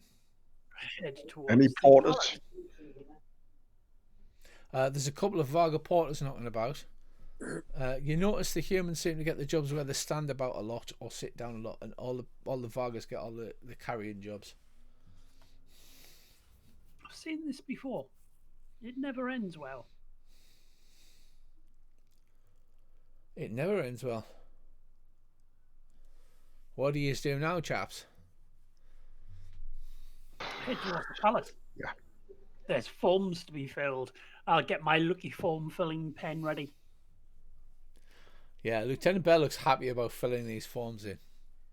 Right, everybody else at this point's like, we've trudged across this bloody city, we've been on a train, we've had guinea pig sandwiches. It's like we've spoken to 2 unhelpful people. It's really not going.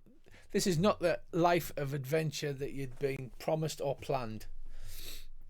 As you trudge up the street to the palace. The palace is actually, it's rather grandly named, but it's largely underground with just the top floor above the surface.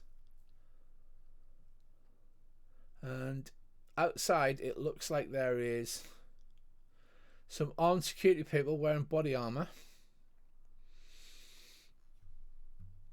And as you approach,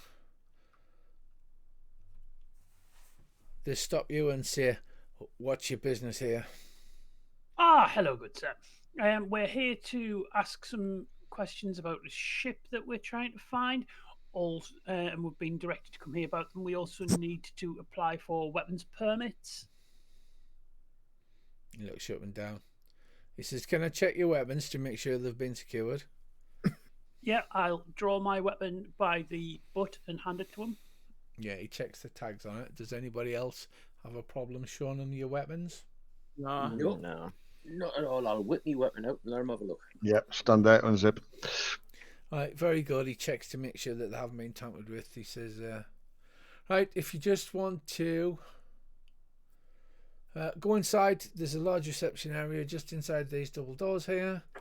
Somebody will speak to you in reception. Right, I'll head in.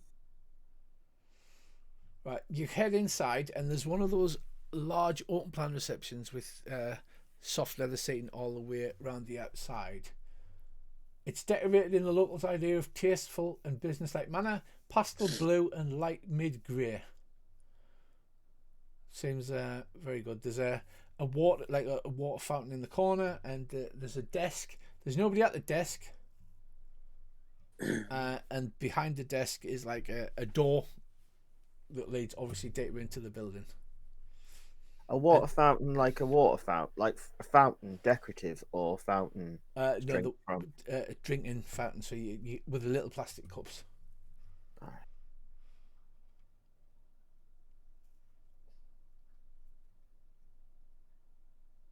Oh, I'll have a cup of water, and I'll head over to the desk.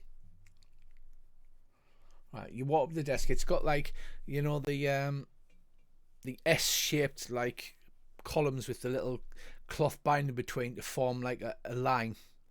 And even though there's nobody apparently in the building, this is overly long line, and it looks like these are going to be a bunch of officious people. Excellent. I mean, dear. Got to do, if you're going to at this point, right... Amos, are you ready to just like start clubbing people to death with the butt of your disabled pistol? Oh, I've been like that for 10 minutes. Yeah. But I shall resist the temptation. Right. Dave, are you going to pull out a pack of cards and offer a game of cards while you're waiting or anything?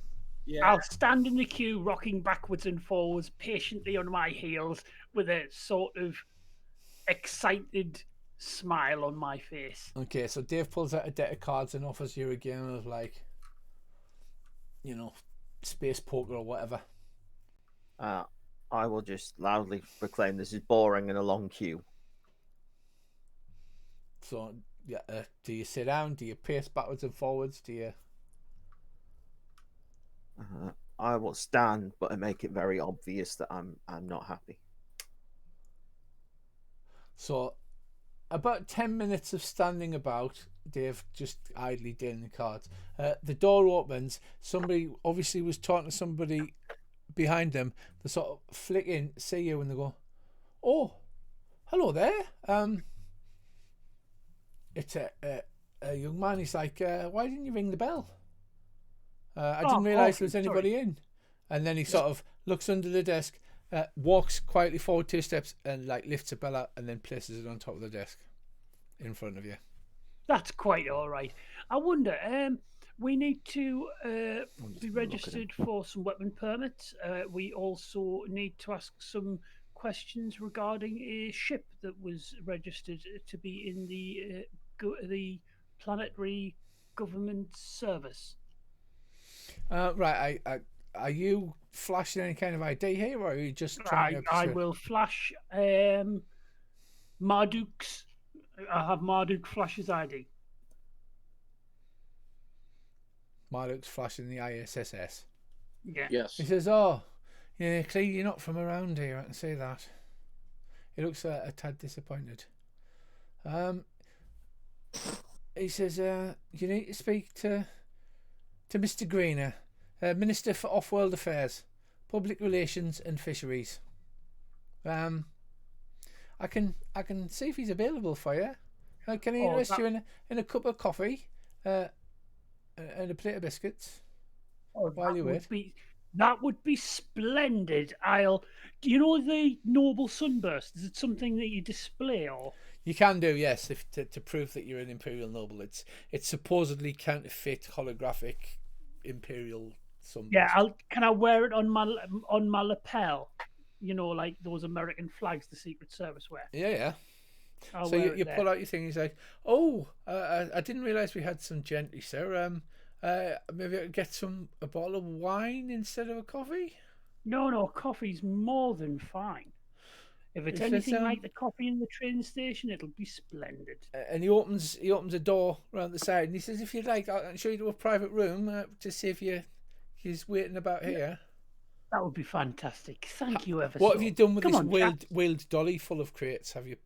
Oh, we've got it with us. We'll bring it with us. And it's got a squeaky wheel by this point, so it's like as you wheel this dolly full of crates. He looks disdainedly down.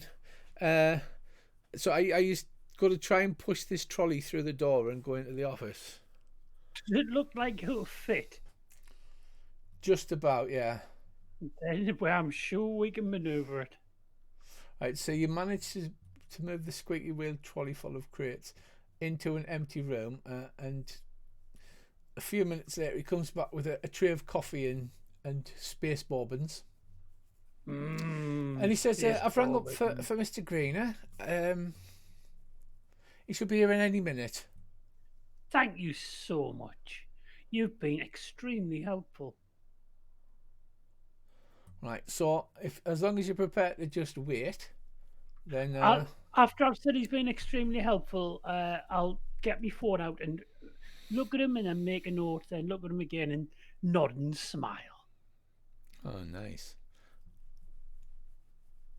Right, so do I get to make an intimidation roll on that? You can make an intimidation roll if you like. It's a success. Right, so he does look a little perturbed as he hurries out of the room. Right, so 10 minutes later, Mr. Greener comes in the room. If you imagine that the guy from Yes Minister, not the minister, his aide. Sir Humphrey. Sir Humphrey, yes, he comes in and he's like, yes, Alan Greener, Minister for Trade, Off-World Public Affairs and Fish News. How can I help you, sir? I'll stand up and shake his hand heartily and say, old chap, in a bit of a bind here. He sees the thing and says, it's very rare that we have a one of the Emperor's nobility comes to our fair city. Think nothing of it. No, you see, as it is, we're trying to ascertain the whereabouts of a ship called the High and Dry, and we were heard that it is in the employ of the local government. Right, you see just a fleeting look of anger, disdain flash over his face. And he says, yes, those lot. A problem? Yes, he says, well, as you know, we're not a terribly rich world. However, there was some discussion with some scientists that there may be some valuable minerals held in the crust of the planet. Now, what we did was we needed a ship that could carry out a geological seismic survey of a region not far from the capital. We think maybe packed with valuable minerals, something to get the old economy started around here. Yes. So we employed the crew of said ship, and they were a rather uncouth lot, I might say. We have heard one of their refueling stops that were awfully rude to the locals. He says, to perform this said survey, he says, however, they seem to have disappeared. Oh. Now, as I understand it, I can assume that I can rely on your discretion. I mean, we have paid them for this job already. Absolutely, of course, old man. Apparently, Definitely. I'll hand him a bourbon while he's talking. They flew. He says, "No, thank you," and absentmindedly crunches it. They flew into town about 2 weeks ago in an air raft. Traded the air raft for some high passage on some mid passages on a ship and disappeared.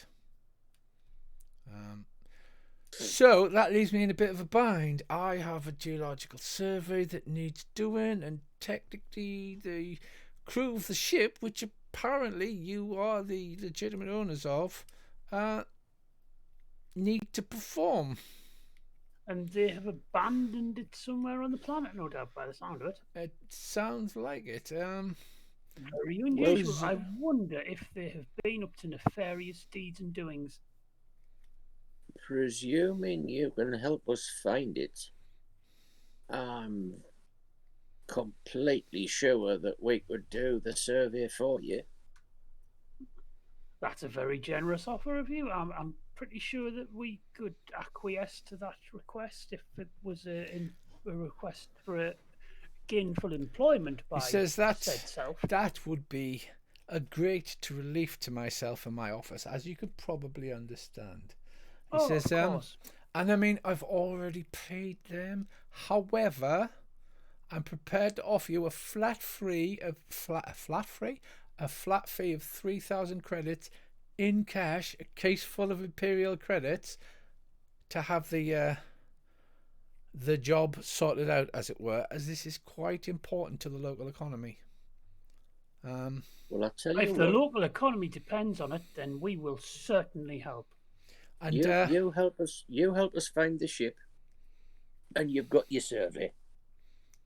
this is excellent. He says, "There's one more tiny detail. The crew kind of made a loan on the jump coils from the ship, and they've kind of pawned them, I think you would say. They then went into town and bought up all of the fast food and beer and, I believe, pharmaceutical things, and had some kind of wild party, apparently, because they came into town looking like a bunch of reprobates. And these jump coils, do you know the sort of price that they would have pawned them for? I'll say pawned as if I have no idea what pawning stuff is, because I don't. If it hasn't got to do He with says, fees, well, I don't know. I don't want to make this a carrot and a stick kind of situation, but I will be able to locate said jump coils if as once the survey has been completed. Oh, God, that would only be efficient of you, sir. He says, very excellent, let's shake on it, and I can tell you exactly where they've parked the ship. And you could provide transport to said ship, and Well, maybe one of the I can provide ones. transport most of the way there. It's probably going to be a bit of a hike, if I'm honest. He says, can I use persuasion? Because I'm going to try to persuade him that he should get us as close as possible. yes, You but know, you're sort of the posh dude. Davy's the persuasive dude. He's got higher persuasion. Oh, in that case, I will step to one side and say, a long hike. This could delay us getting the survey done. We're gonna need what do you that think, air raft. Daku? I'll ask him about if we can get transport. If you could get us transport to the ship. I will certainly get you as close as I possibly can. Here's the little kicker, you see. The place we need surveyed is the interior of a non-active volcano on the other side of the island. Apparently, the lava flows on this planet may be rich in minerals, and obviously the Scout carries a rather excellent set of densitometers, and what we paid these chaps to do was set off a bunch of seismic charges, and then that would read the density using the Scout's thing. So it's a bit of a hike, to be honest, up the side of a volcano. I'm not gonna lie to you. Ship's inside a dormant volcano.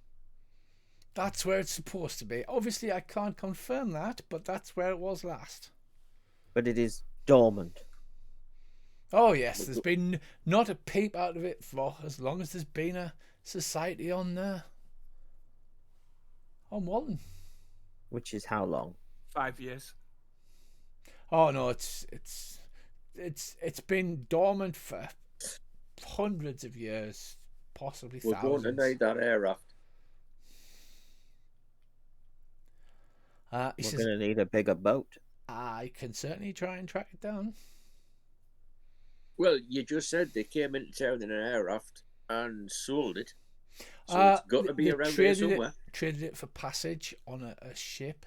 So yeah, so they traded it. So it's got to be here somewhere. Or not unless they loaded it into the ship with them and flew away with it.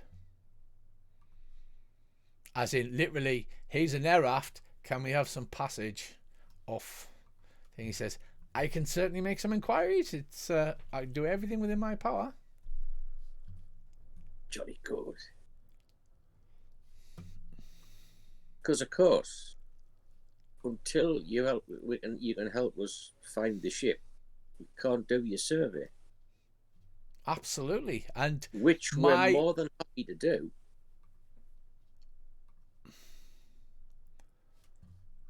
Yeah, he says it should be in Mount Salabri, which is on the other side of the island. Here's a map I prepared earlier, he says, as he pulls it up on his very primitive hand computer.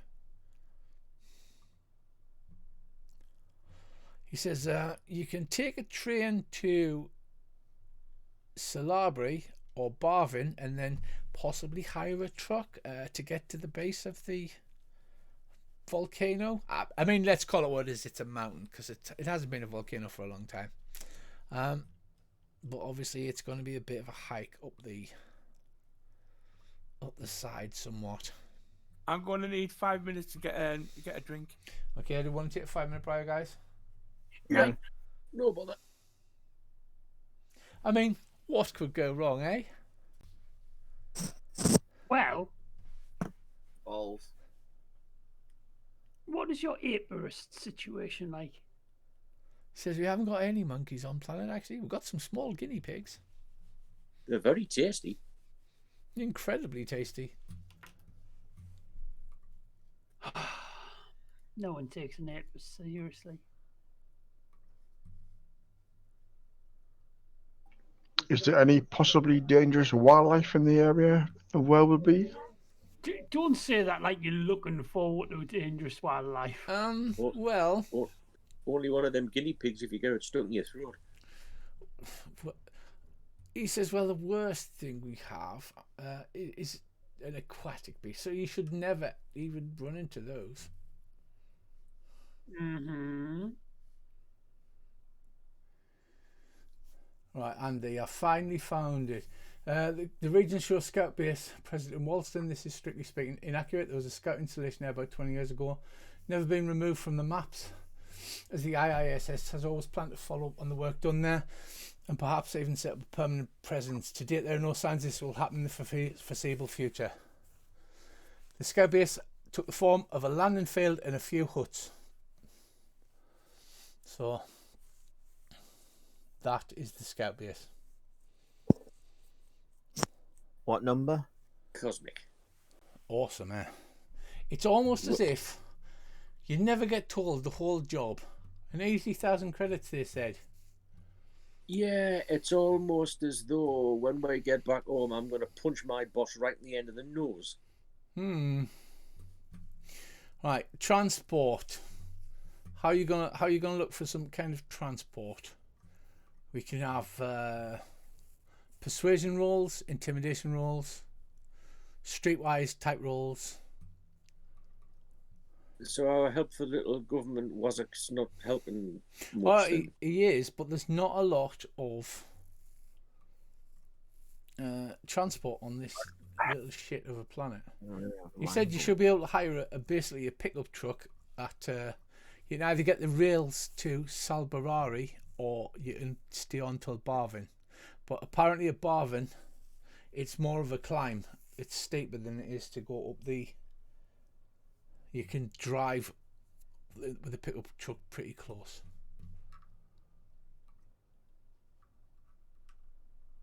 So either way, the best thing to do is get the train. And then try and get hold of a pickup truck when we get wherever we're going. Or some other kind of transport, yes.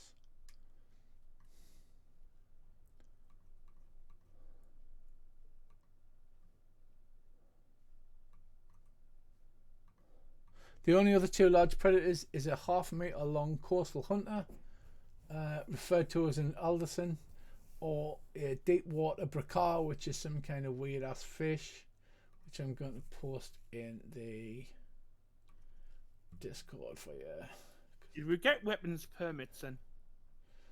Yeah, absolutely. He's like, yeah, I'll sort that out for you, no problem. Yeah, obviously, you know, working for...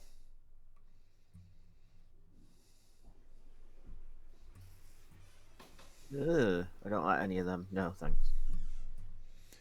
See if you can get for some bigger weapons, shotguns, maybe stuff like that. We don't have any, unfortunately. We're not a very militaristic place. We haven't even got a planetary defense battery. I'm not gonna lie. If by any chance someone was to be able to provide the weapons, could you organise the permit? Only up to shotgun level. Right. All right. Just thinking ahead.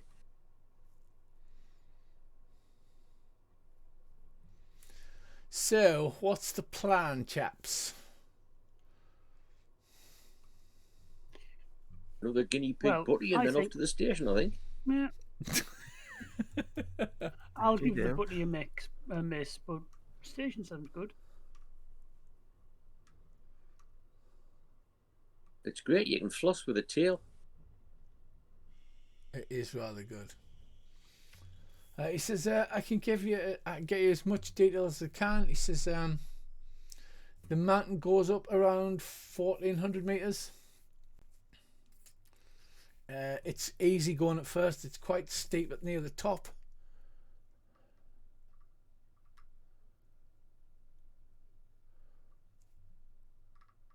He says, unless there's any alternative transport to be had at Salbari, possibly. And the scout ship is supposed to be in the crater. In the crater. Muff.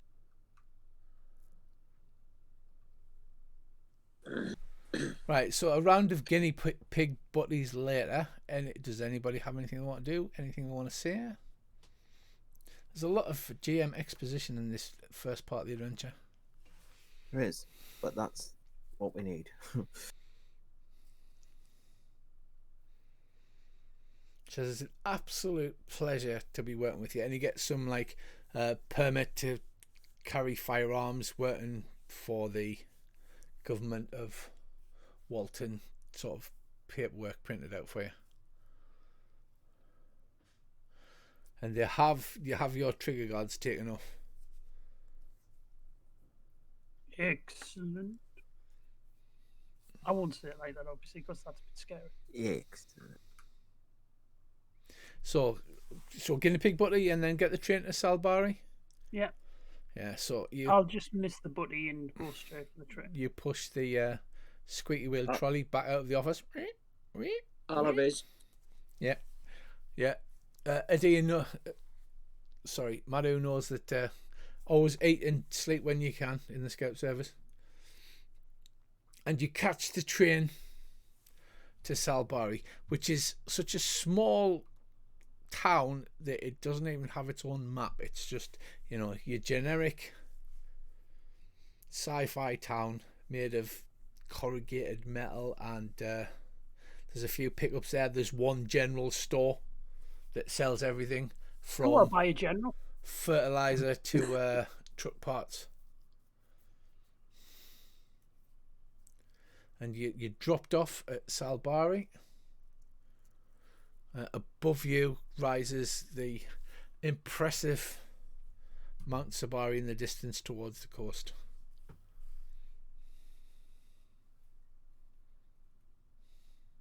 What's the plan, chaps? Is there any staff at the station area? Is there anyone around?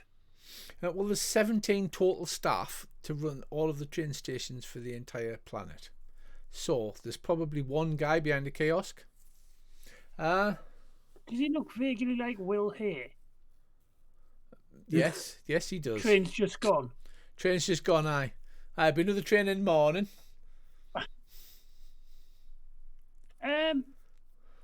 Excuse me, old man, but you couldn't tell me by any chance if there's any means to hire some local transportation here? He says, might be. You could ask at the general store. Give us a persuasion roll, whoever it is. 5, yeah. You might you'll be able to get a truck. My cousin Billy, his next door neighbour, he's got a pickup truck. He could hire you one, but they might know somebody else at the store. Okay, thank you ever so much. Very kind of you. Best we head to the general store then, chaps. Right, okay, you clamp down the street a little while, pushing your squeaky trolley, and arrive outside the general store. There's a couple of like T-Elliott style off-road pickup trucks with cow catchers and flatbeds on them, parked at the back.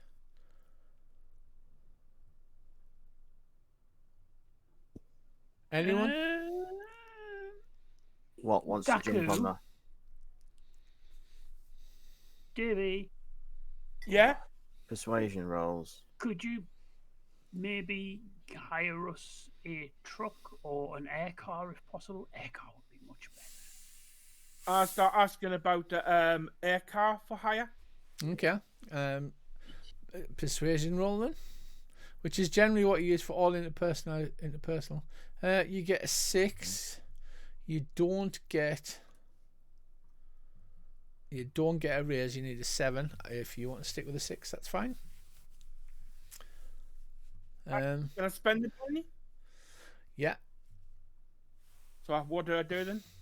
I told you to watch the video and write it down. Drag your Benny and drop it on. Fuck, I wrote it down as well, you know. Drag your Benny and drop it on your skill roll thing. Yeah. Drag Benny on character sheet. So shaking icons on the trait tab, or if you want to re-roll it, it's on the Dave skill using die a Benny on the to trait. re-roll. Right, he says, Right.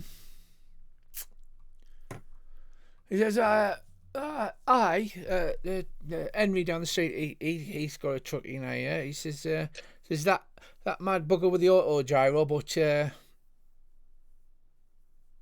I don't know whether you'll be able to get him to hire out. Auto gyro? Auto gyro? Yeah, what's his name? Oh, bloody hell, I can never remember. Lives out in the wilds, just outside of town. Does his nickname sound like it rhymes with mad in any way?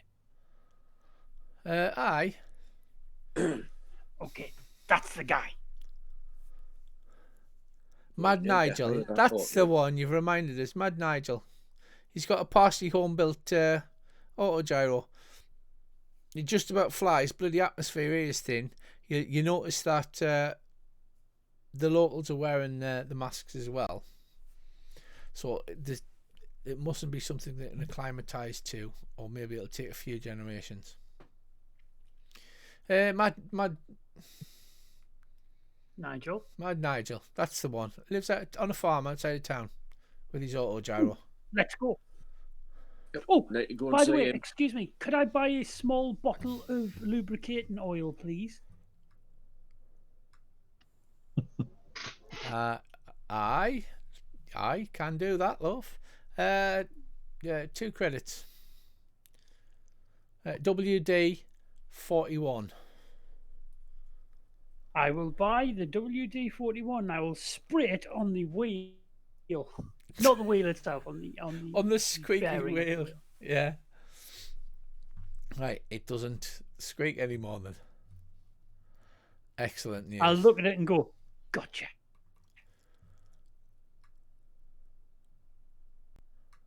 Right, well, after a short time of asking around town, Daku, you managed to find out where this guy lives, and you head out of town. Are you heading out of town and leaving the trolley, or are you going to hire a truck first to drive out? I think we should hire a truck first. Yeah, good idea. Only need for a couple hours. Right, he says, hey, 10 credits for a couple hours, and it hires you like a big American style off-road truck, to which you drive out to a farm It's a small farm that has crops and some small things kind of resembling goats, sort of space goats. And you drive up, and he's a proper hillbilly with his dungarees with one side unbuttoned, and he's got his red baseball cap on as you drive up in your truck, and he walks out. His baseball cap doesn't read "Make Wallston Great Again," does it? It does, yes. Make Wallston great again. As he steps out into the road and greets you, waves with one hand, stuff in his pocket. He waves. Off in the barn, you can see a tarpaulin thrown over something, and it's partially away. You can see a rotor blade sticking out. You, Nigel? Aye, that I am. You're the bloke with the auto gyro, aren't you? He says, "Yeah, all lucky there." He says, "Built it myself for dusting crops." You ever hire it out? He says, "I ain't, but it's not something I would be opposed to." Mind if we have a look? No, come right in. Come right in, he says. And he shouts, "Wife, get these nice fellas a drink." And she says, "Do you want the hard liquor or do you want the soft liquor?" And he says, "Just the soft liquor. I've got to might be flying. Oh, lock you up." She says, all right then. Just the one then." She says, "No, two." So he leads you off into the barn, and he pulls the tarpaulin off, and you see the most possibly unsafe cobbled together auto gyro you've ever seen in your life. I'll whistle appreciatively. He says, "That's some kind of vehicle there." Do you think I could take a selfie? Yeah, certainly. I'll get the selfie stick attachment from that umbrella out and take a picture of myself in front of the gyro. Tourism. What to leave in your will? I'm perfectly confident that this will all go swimmingly. He says, "So, and what's the job? You just want to do some sightseeing? You look like tourists. You don't look like you're around here." Yeah, something like that.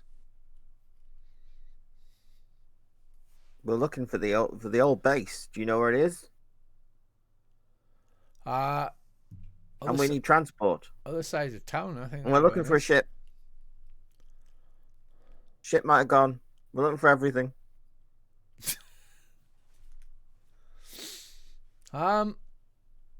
He says, "I did see a big ship. Interstellar job she was. Flew over the top of Mount Salbari over there." He says, "We ain't seen nothing over this way in many a year." I'll look round at the other members of the crew and kind of go, "Was I not meant to say anything?"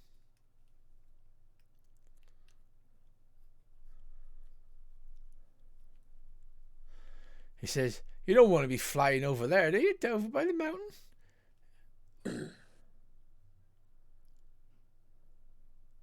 Apparently. Something.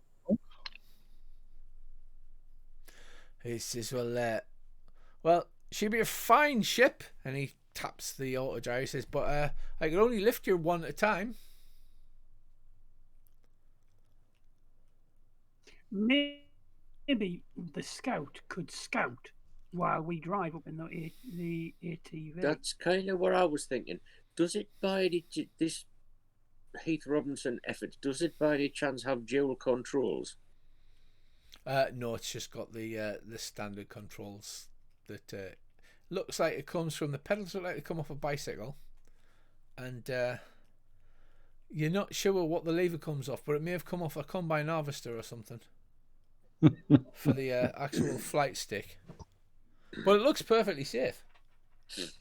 Yeah, of course it does.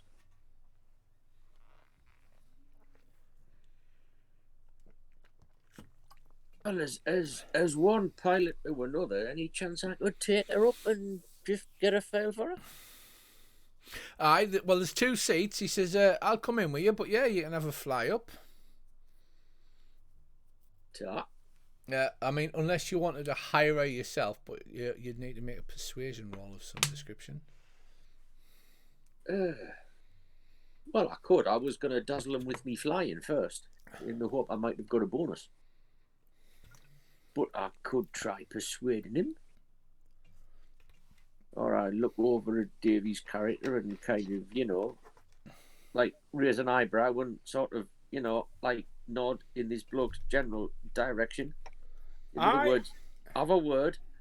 I'll have a word with this bloke. Well, he's a great pilot. He's a scout. I see that. Seems like a nice enough fella. I mean, you'd have to leave as a deposit. Sure, we could manage that. 500 credits should be enough to cover it. That seems a lot of money. Well, it's a lot of helicopter. You can say there's obviously a lot of work gone into it. 300 credits? Go on then, persuade Dave.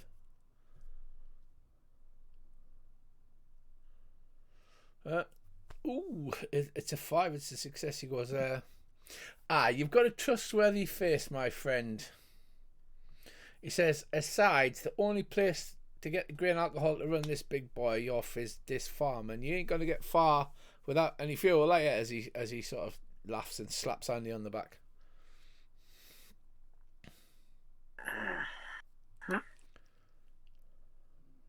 Wait a minute.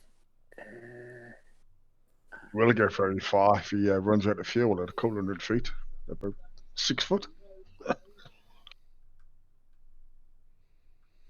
Right, so you seem to have successfully grabbed yourselves an autogyro. What's the plan now then? It'll land on near the road, so you could drive to the base of the mountains. Have I not shared this map? No, I haven't. No, you haven't. No, so you're sort of over here. Yeah. Yeah. So you could drive to the base here. He says, you could drive to there, and then fly her up from there, and then the autogyro could land. I wasn't even sure what an autogyro was. I've just looked it up. Why we could tow it behind the pickup, couldn't we? Yes. And save the fuel. Yes. Let's do that then. Well, if we do that, I'll ride in the autogyro, just to make sure nothing untoward happens to it, because obviously, I want to take very good care of it. Excellent. So there's this scene of a pickup truck with loads of crates loaded in the back. A couple of you sitting inside, 3 of you sitting in the cab, the rest of you sitting on the back, and Andy in the back of an autogyro, like bouncing up and down as this thing has very little suspension, driving along the road. I love this scene. I am definitely being in the cab. Thing is, somewhere in the background is playing that piece of music from Live and Let Die. Yeah, basically. You drive without incident to what you judge will be the closest point to actually fly it over. Right now, Savage Worlds, basically what you've been doing now is so far is a simple task. You roll and succeed. And what you need to do to fly people over into the crater is what's called a dramatic task. Now, right. You've got 3 rounds, so it's basically 3 rolls, and you need 4 successes in 3 rounds. Right. Okay. What I thought I would do is go and scout the place and see if the ship's there first.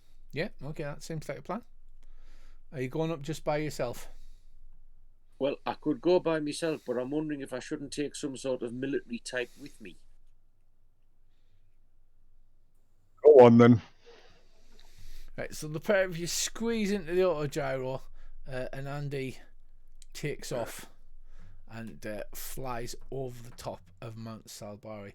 Indeed, there's no sign of problems. There's not even any bad weather, Andy. There is, and as you crest over, you see that it looks like the top couple of 100 meters climb would have been torturous, but there is a sort of a gap through that you could have taken, so you wouldn't have to go all the way over the top. Right. And as you crest the top of the crater, this is what greets your eyes. Where's the high and dry? The crater is partially full with water. It's a good job everybody can swim. Oh no, wait, somebody can't. You know what this is going to end up like, don't you? It's going to end up like that bloody thing. You've got a goose, a fox, and a sack of grain in a boat. Yeah. You've got to get them back and forth. There's the inside of the crater is mostly, the bottom is filled with water. There's a small island, and lo and behold, there's a scout ship with its landing gear down, parked on the island in the center of the crater.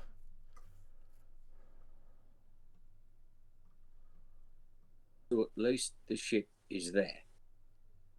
The ship is definitely there.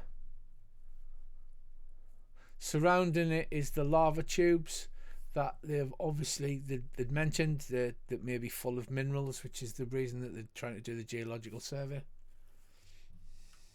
I'll swoop down inside the crater and try and get a closer look at the ship. You know, just on the off chance that there's any sort of computer-controlled automatic weapons, or there's anybody on board. You know, if anything untoward happens, we'll know there's something wrong. All right, give us a pilot roll there, yes.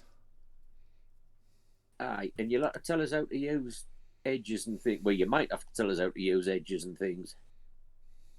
I think, is it not put into your skill set already? Just use the edge very slowly and carefully, and keep stopping when you nearly get there. Yeah.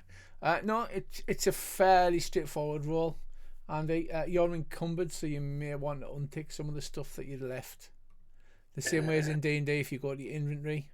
Oh, wait a minute. And then where it's got carried, if you like untick it. Yeah, because you'll have left all of that stuff. Oh, sorry, I didn't realise I was... That's fine. It's just a routine roll. Right, the island... the view from the crater lip is most impressive. The south and western coastal plains, following the open oceans. The interior of the crater is a good 1 to 2 kilometres across. The outer zone sloping slightly down to a good 200 metre height. There's a fair amount of vegetation in the crater, including a scrubby bush forest and a small lake in the centre. The island is part of the scout ship,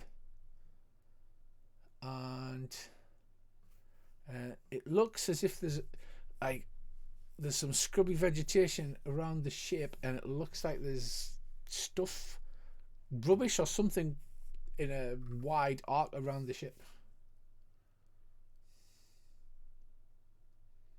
There's plenty of space where you could ferry the rest of the people over and drop them over. You would have to bring the crates up separately and bring them up last, but you could easily sling them underneath the autogyro. Right. Presumably, I would stick at least a cut 1 or 2 of the crates on the front side of the autogyro. I'm thinking of me weight and balance, as every good pilot does. Yeah. And sling the rest underneath. Well, I suppose then we'd better fly. Well, actually, I've got I can use the communicator to let the lads know that it's there, which is a start, and give them the best route to get as close to the base of this volcano as they can. Yes. And then we'll work out a rendezvous, and then I'll start ferrying people over. Yeah, that's not a problem. Although I think somebody should stay with the truck. I can stay with it until the end, but until we need Need it.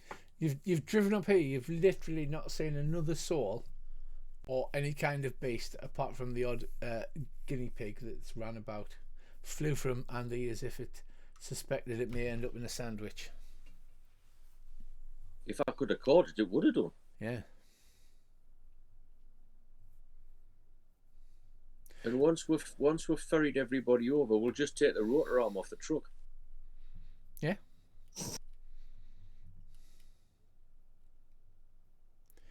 Right, so is that the plan? You just ferrying Sounds everybody? like a plan to me. Yep. The auto gyro would probably fit in the airaft bay, as you assume the airaft's missing from the description.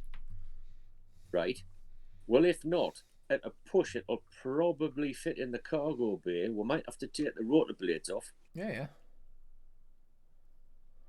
Right, so it takes maybe half an hour. You ferry everybody over into the crater in the centre, on the central island near the scout. Obviously, you've had to land maybe 15-20 metres away from it to clear it with the rotor blades. And you get everybody unpacked and the crates dropped off and the no longer squeaky rail dolly. Is the ship open or is it locked up? Right, well, you need to approach the ship. It's about 20 metres away to determine that. However, the ship is surrounded in a wide circle with like fast food wrappers, empty bottles, empty beer cans. There's just stuff scattered all over the beach. Looks like my cousin's bedroom. Yeah. I will unlimber my pistol and rack around. Right, what about the rest of yours? Can I roll a notice roll to see if I see anything particular? Mm-hmm. Oh, it's exploding. Oh, 13. Right, so you poke your nose around, and you see a bit of movement from just behind the scout's leg, and then you hear a low growl as this furry quadruped animal with its teeth drawn back and a hideous snarl steps out from behind it. Shoot it. I will shout space dog, and then can I raise my gun? You can raise your gun, yeah. Don't move forward. Can you roll a notice check? Again? Yeah. And also a common knowledge check. Anybody that wants to roll a notice and a common knowledge. I've got a decent notice, but yeah.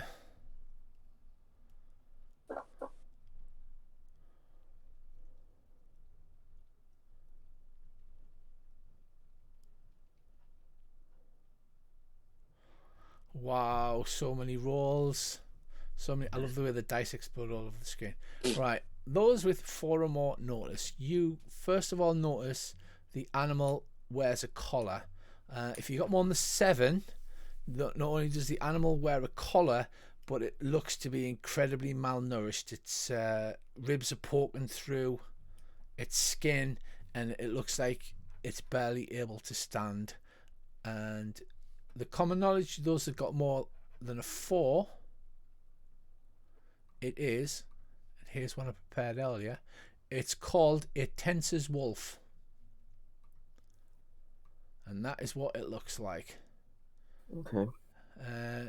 Lieutenant Bear, you know that Tenser's Wolf are not native to the Spinwood Marches, but they are often imported as guard dogs, as they are incredibly loyal and they are normally very good natured, except when guarding their home. They're imported all over the Spinwood Marches because they're easy to train. So this thing comes out from behind the leg, snarling, showing its teeth. I shove my hand in my pocket and pull out my other Kit Kat. Take the wrapper off and throw it in front of it.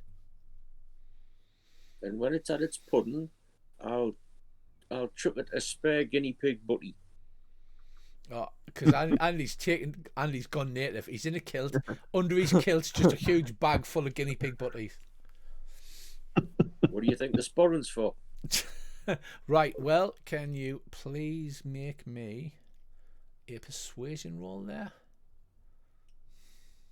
Good boy. Oh, Here. look at this exploding. Good boy. Right. There we go. Eat the Kit Kat. So you throw the Kit Kat out. It stops growling momentarily. It sniffs the food.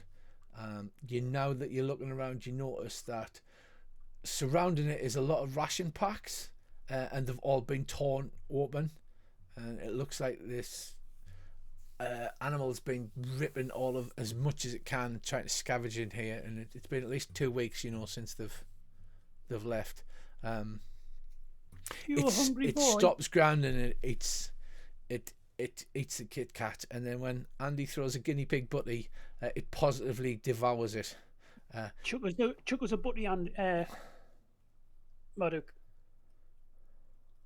I'll start digging butties out of my pocket and tossing Right, them I'll over there. slowly walk forward towards it and hold the butty out. Right. Good boy. I will. Good boy. Oh well, you got a raise on your persuasion, so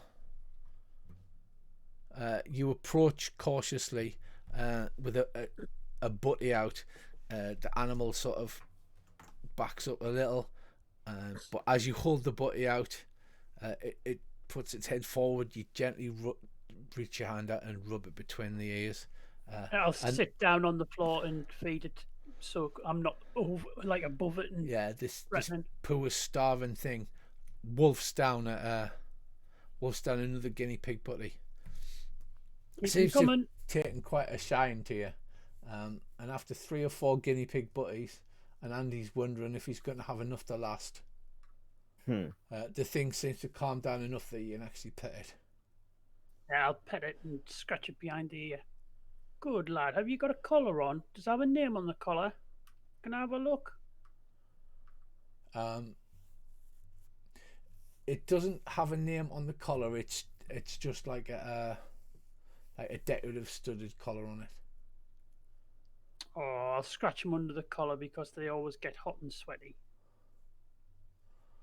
It seems to be quite happy now that it's been fed, and it doesn't look like there's much water here. The water around is drinkable, but tastes a little funny in the crater. I'll get my canteen out and pour some in my hand. It eagerly laps up the water, and then seems to take the ears all as this poor starving animal's being fed. Right, we have to find these gentlemen and chat to them about their care of beautiful animals. Right, as if they're think right. The high and dry's hatches are all closed, but it looks like everything has been dumped outside in a huge mess. The animals had to dig through all of this. In fact, you see like torn cushions from the seats that Andy can identify is in the common area. There's like seat cushions torn up and thrown outside. Oh, for fuck's sake! We're going to have to get in there. It's going to be a proper mess. Yeah. Oh, lad, it's gonna look like a Southwick sitting room. Oh my It God. might be all dead. It does. Are they all dead? I suppose I'd better try and get this ship open, hadn't I? I suppose so, yeah.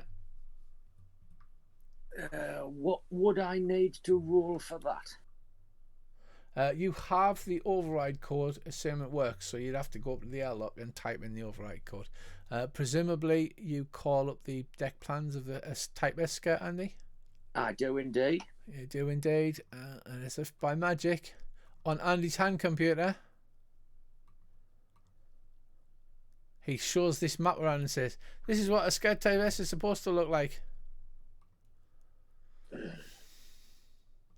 Well, they're left through the air raft deck, I would think. Right, so you tap the override code into the rear iris valve, and it slides open. Inside it's pitch black, and then as you look inside, the red emergency light blinks on and off. Every access panel that can be opened seems to be open. Wires and cables hang from the ceiling as you look inside the rear section. Normally it carries sensor equipment in here, and the communication equipment, but like I said, it's a mess. There's cables and everything hanging out. A sniff. It smells pretty bad. And even better, look, I think. No, I do. Just as a test. Would someone do this to Look at this shit. Some DM's gone and skilled the ship. Oh, what? Yes, he has. Holy shit. What a DM. What a dude. Could you read it for us, Rick? Redo the what? Sorry, share the record. On the main deck. Yes, and that's just the first room. It's blinking. It's like the dog bounds inside. Well, the tensor's wolf bounds inside and disappears around the corner. And hello, is anyone alive? My Eddie shouts out. Your voice just echoes around the ship. It's silent. You push bits of trash out of the way, and you shine, either your flashlights or your torches on your phones, your communicators. First thing I'm going to do is open that manual hatch up there, get a bit of air in the boat. Yeah, a bit of light streams inside. And then I suppose the next job is going to be to go over here and manually crank both the iris valve and the air off bay to get a bit more ventilation in here. But I'll tell you something else, because I've disabled it, because basically you've got the thing here, but look, I've put the walls in as well, Andy. Shit me. He's good. He's very good. He's very, very, very good. Right. So you crank the air off bay open. The air off bay is, as you suspected, empty. Again, though, for whatever reason, all of the bloody any wall vent or anything like that's been pulled open. There's wires hanging out. There's graffiti on the walls. Graffiti. You read it. It says "fuck you, IISS." If I did a no roll, would I be able to see if there was any marks of who had done this? Common knowledge. Yeah, go ahead. It pains my sensibilities. This. Why would someone do this? Why are they annoyed? Exactly. That's a success. They're not familiar. They're not familiar to anybody you know, Darren. Okay. Right. Better go and have a look at the bridge. Right, you push the common area open. Let's have a look. The common area has generally got like comfortable leather seats and things like that. The cushions have been torn out of some of them, which you saw lying outside. Others just seem to have been slashed with a Stanley knife.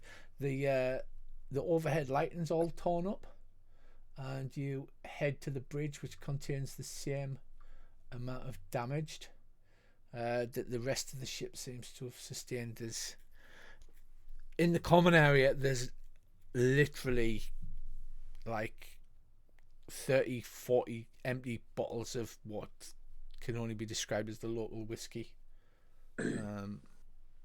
Just lying about. Looking at the bridge, just a cursory look about, do I reckon it'll still fly? No, it doesn't look like it'll fly at the moment, but that luckily you have a whole bunch of spare parts and a diagnostic computer. Yeah, I'm quite good at repair as well. I think we should. I say that out loud. I think we should take photographs and videos of the condition of this in case they want to prosecute those blokes if they catch them. Andy, I can you quite make agree. can everybody make a common knowledge roll? But it'll be easier for Andy. I can't. Well, you say that. I mean, I say that.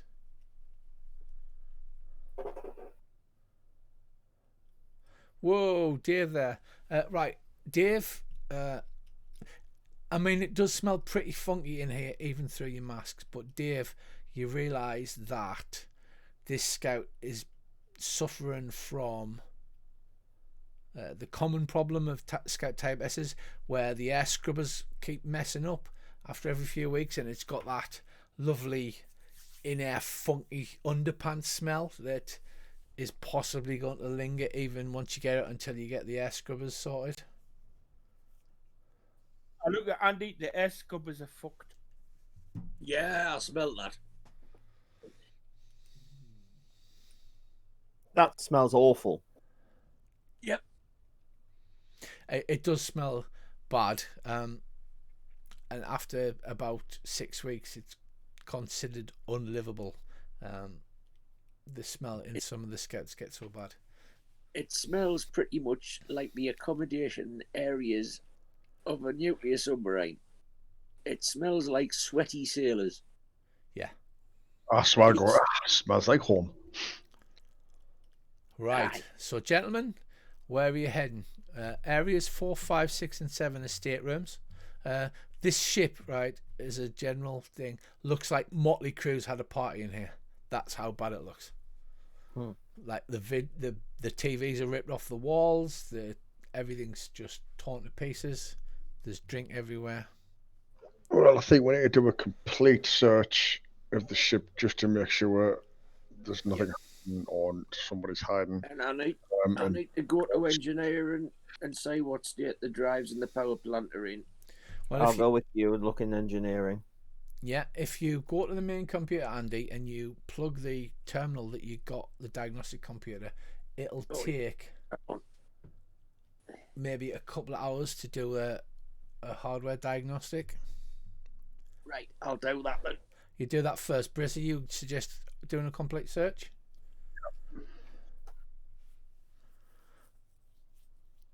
I'm going to invest while he's searching and he's diagnosing. I am going to see if there's any sort of center of destruction.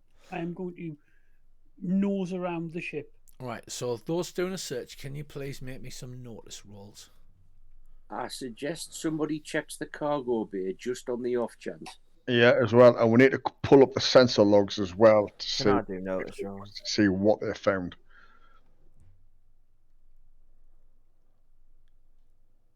Oh.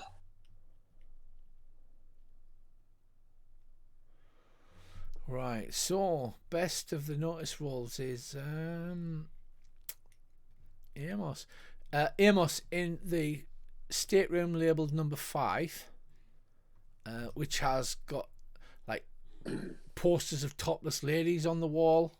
There's some on the mattress. There's some kind of weird stain that's still wet. You're not even sure what it is. Like thrown on the floor, you find a letter which is apparently officially stamped by the ISS, and it's basically the crux of it is due to dereliction of duty, your detached duty assignment has been revoked. Please report back as soon as possible to surrender your ship, have all of your affairs in order. Does it have a name? The ship? No, the bloke the letter's addressed to. Oh yes, it does, but I can't remember what the hell it is because I didn't write it down. Yeah, the leader of the guys. I'll find the name for you. Right. There's always something that you forget to look up. And who is the letter from? Is it signed by anybody? Oh yeah, it's got an official IISS Interstellar Scout. The guy who stamp said on it. No, so like above his pay grade. He was just a junior officer that like told to do that. Right. Next up is Darren. Darren, you find in engineering. Yep. You find a list of parts, and due to your knowledge in repair, you work out that what they have done is every so often the Imperial Scout Service will refit a ship, and they'll send you a bunch of new parts to replace parts. Now, a common fraud is you take the brand new parts, you sell them, and then you buy spares at the knacker's yard, and you put the spares in instead. And you find a bill of sale for a bunch of parts dated, a few years ago when this thing's last overhaul was due. Right. From basically a scrapyard, which again, it's just casually thrown under a desk, like without a care. So it looks to you like they've been fiddling the refit to make themselves. I'm going to go, and whoever's near me, I'll just go, the fiddle. They're on the fiddle. Yeah, so Darren's in engineering, where Bracer, you were up there because you were searching that. Where's the rest of you going?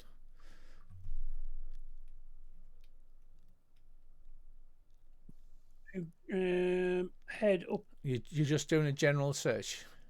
Slowly working through, seeing if there's anything like a pattern to all this, or did they just lose their shit?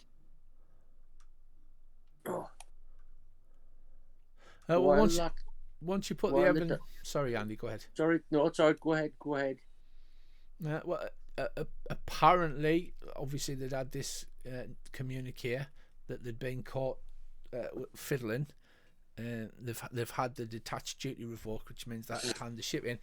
Andy can tell you possibly facing a court martial for destruction of Imperial property, and apparently they've decided to do a runner.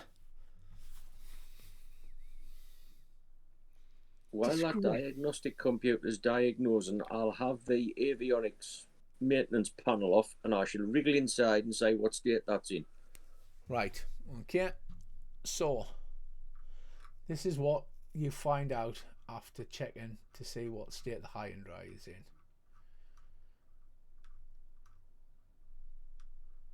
Because I have a full list of all of the crap that's happened to it. No, I mean, not the cosmetic stuff. Like apparently somebody has literally took a shit in one of the beds. Oh boy. Right. Found your statement. Right, Andy, there's 4 main systems that need repair: flight controls and navigational systems on the bridge, general shipboard electronics dispersed throughout the ship, power systems in engineering, and drive systems in engineering. Also, the jump cards are missing, which you know about, but the maneuver drive you should be able to get that operational. Each job takes a D, 1D plus 2. However, most of it is not a complicated job.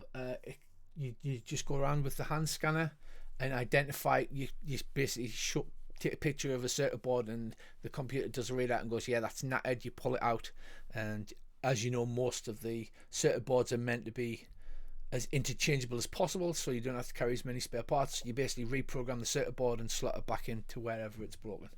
So you should be able to send even untrained people around the ship. Right. Doing jobs. Obviously, you have an extremely talented engineer in Adia. Hello. I'm very talented.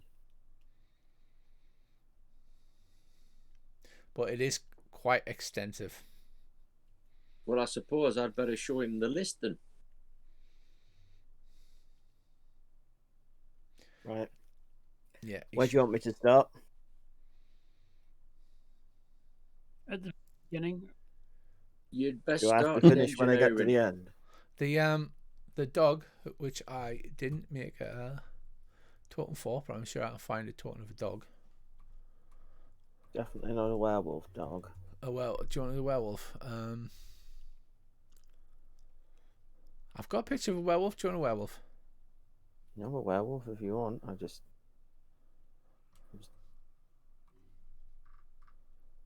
There you go. How's that? The dog has a little bed behind one of the Benches, again, it's filthy like everything else, but it's gone in there and curled up in its bed, and it's sort of panting happily. You probably need to deflay the bugger thing, the poor bugger. Yeah, we're gonna have to clean that bed out. Right, so it's 10 o'clock. We're going to do the basic repair rules and then leave it there. Is that okay with everybody? Yeah, that's fine. Yeah, that's fine. I've got a slow cooker that needs my attention. Yeah, right. So what we're going to do is we're going to do our first Savage Worlds dramatic task to do the repairs. Now, you can state which skills you're using and what job you want to be repairing. And what you need is, there is 5 characters. Right, you need 6 successes over 5 rolls. Okay, to complete the task. This is a very simplified version of the dramatic task. And what you do is, I deal everybody a card. If it comes up a club, all right, that is a complication. If you fail your roll on a club, something bad happens. Say that should I use my commander to try and get people to work in unison? You know what I mean? Like, you do this, you do that, you do that. I'll officer my way around. Right. So only Lieutenant Bear gets a club, so that's good. If you can see in the combat tracker, because cards are done for initiative. Right. So first up is Darren. You can use Benny. Benny's a refresh between sessions, so you can use Benny's on these rolls, and you'll get them back between sessions. Yeah. But that's only if it goes pear-shaped, isn't it? Yes. Also, if somebody pulls a joker, everybody on your side gets an extra Benny, and more role playing, you get more Bennies. What system do you want me to do? Does it not really matter? Do I just roll for it? Well, you'd probably be best on engineering in. Right, I'll do that one. I'll go to engineering and check around there. Right, you get a 9, and because that's a raise, that counts as 2 successes. So you get on stormily well as you pull out your toolkit and get stuck in. So you got 2 I'm successes. very good at this. I shout to anybody who's hearing. Next up is Lieutenant Bear. What are you doing to help repair this? And bear in mind, you've got a club. Yeah, which means I might have to Benny this. But I also can't find the combat tracker. Top right hand corner, it looks like a little square window with some swords above the characters thing. It's the same one. Oh yes, right. I will use my Benny. No, you don't have to use your Benny until you roll. So you just say what skill are you using in Savage Worlds when you're doing it when you're helping out in a task. You say what you're doing and how you're using a skill to do it. So it's a little bit more freeform than normal. I'm going to use command, which would be persuasion. I'm going to persuade people that this is the right job for them, because I've got the command edge, which essentially is helping people, get up and get back into the to the trench. But All right. Okay. It's a success, so you're lucky, but it's just a success. So you've now got 3 successes, right? So you wonder about, and how he helps is he's like, Darren, you want to be repairing that drive? Andy, I know that. I'm very good at this. Andy, you should be concentrating on the avionics. Funnily enough, I am. So, yeah, and he looks very pleased with himself. So next up after that is Madhu. Andy. Right. Well, I presume I shall use repair.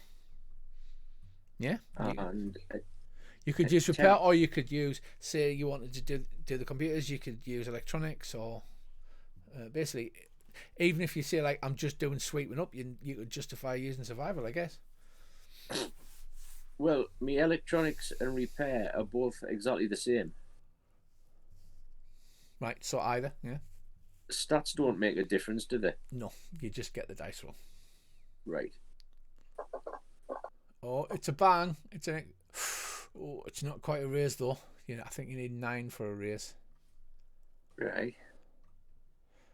No, 8's a raise, so you get 2 more successes. So yeah, so you start working on the flight controls and start rewiring those, and it's all going really well. So you've got 5 successes. You need 1 more success. And next up 2 more people. is So Dave. I was good at this. I shall use my hacking skill to fix the computers. Right, okay. I take it we've all got slightly different skills then. Yeah, it's another raise, right? So while you're doing that, Andy, Dave goes on and gets the computer online. You still have to reset it, but you've now actually got access to the computer and some of the logs. Oh, thank goodness for that. Right, so Bracy, you don't really have to do anything, but you can sweep up if you want. I will clean out all the beds that have been shit in and that mattress with the weird stuff on and generally tidy up. Will you sort the dog's bed out? Yeah, I'll do that first. Nobody mistreats a dog. Yeah. It might be a little angry at you taking its bed away, but each of the staterooms has a fresher, which is a combination washing machine, toilet, and shower. Which is a little hard to imagine, and to be honest, it's never fully described, but that's what it is. That's why it's called a fresher, isn't that right, Andy? Pretty much, yeah. So I yes. hope it doesn't use the same water. So you can start feeding the bedding through the fresher and that sort of thing, and sweep. Yeah, I'll feed the dog with some. I've always understood it to be like a shower cubicle, and sort of, if you like, on the back of it, there's a panel that you fold down, and there's the loo. And when you're finished, you fold it up, and above that, there's another panel. And if you pop that open, it's a washer dryer. Yeah. Right, If Dave, that helps. you're up in the forward cargo bay, and you find a pallet with a large crate on, marked with an explosion symbol and lots of danger symbols, and it says seismic charges on it. A pallet full of them. Right.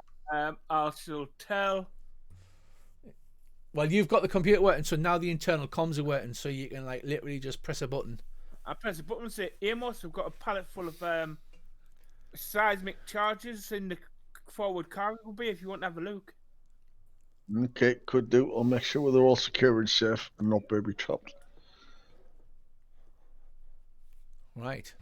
So, successfully doing that, all you have to do next time is run the test and do a test flight and wipe the computer and reinstall it. But for tonight, that's where we'll leave it. You've got the high and dry sort of in a running condition, and Bracy's sorting out the mattress that somebody shit on. I mean, who shits on a mattress? One question before we finish, Rich. What's the fuel situation? Well, it's got most of a tank, but you can easily top it off from the water that's in the volcano. What do you call it? Crater. That's what I was thinking. You can just run a rubber hose out. Yeah. It'll have an extendable hose, and you can just pump it in. It'll probably take a couple of hours to pump it up. But you've got enough fuel to operate the maneuver drive while the fuel purifiers are running, so you can fly about. Champion. You're not sure if the hull's entirely space tight yet, I guess is the word, but for now it'll take off and fly in atmosphere once you get Windows installed, and do a full systems check, and then run the antivirus just to make sure. Yeah, that's the one.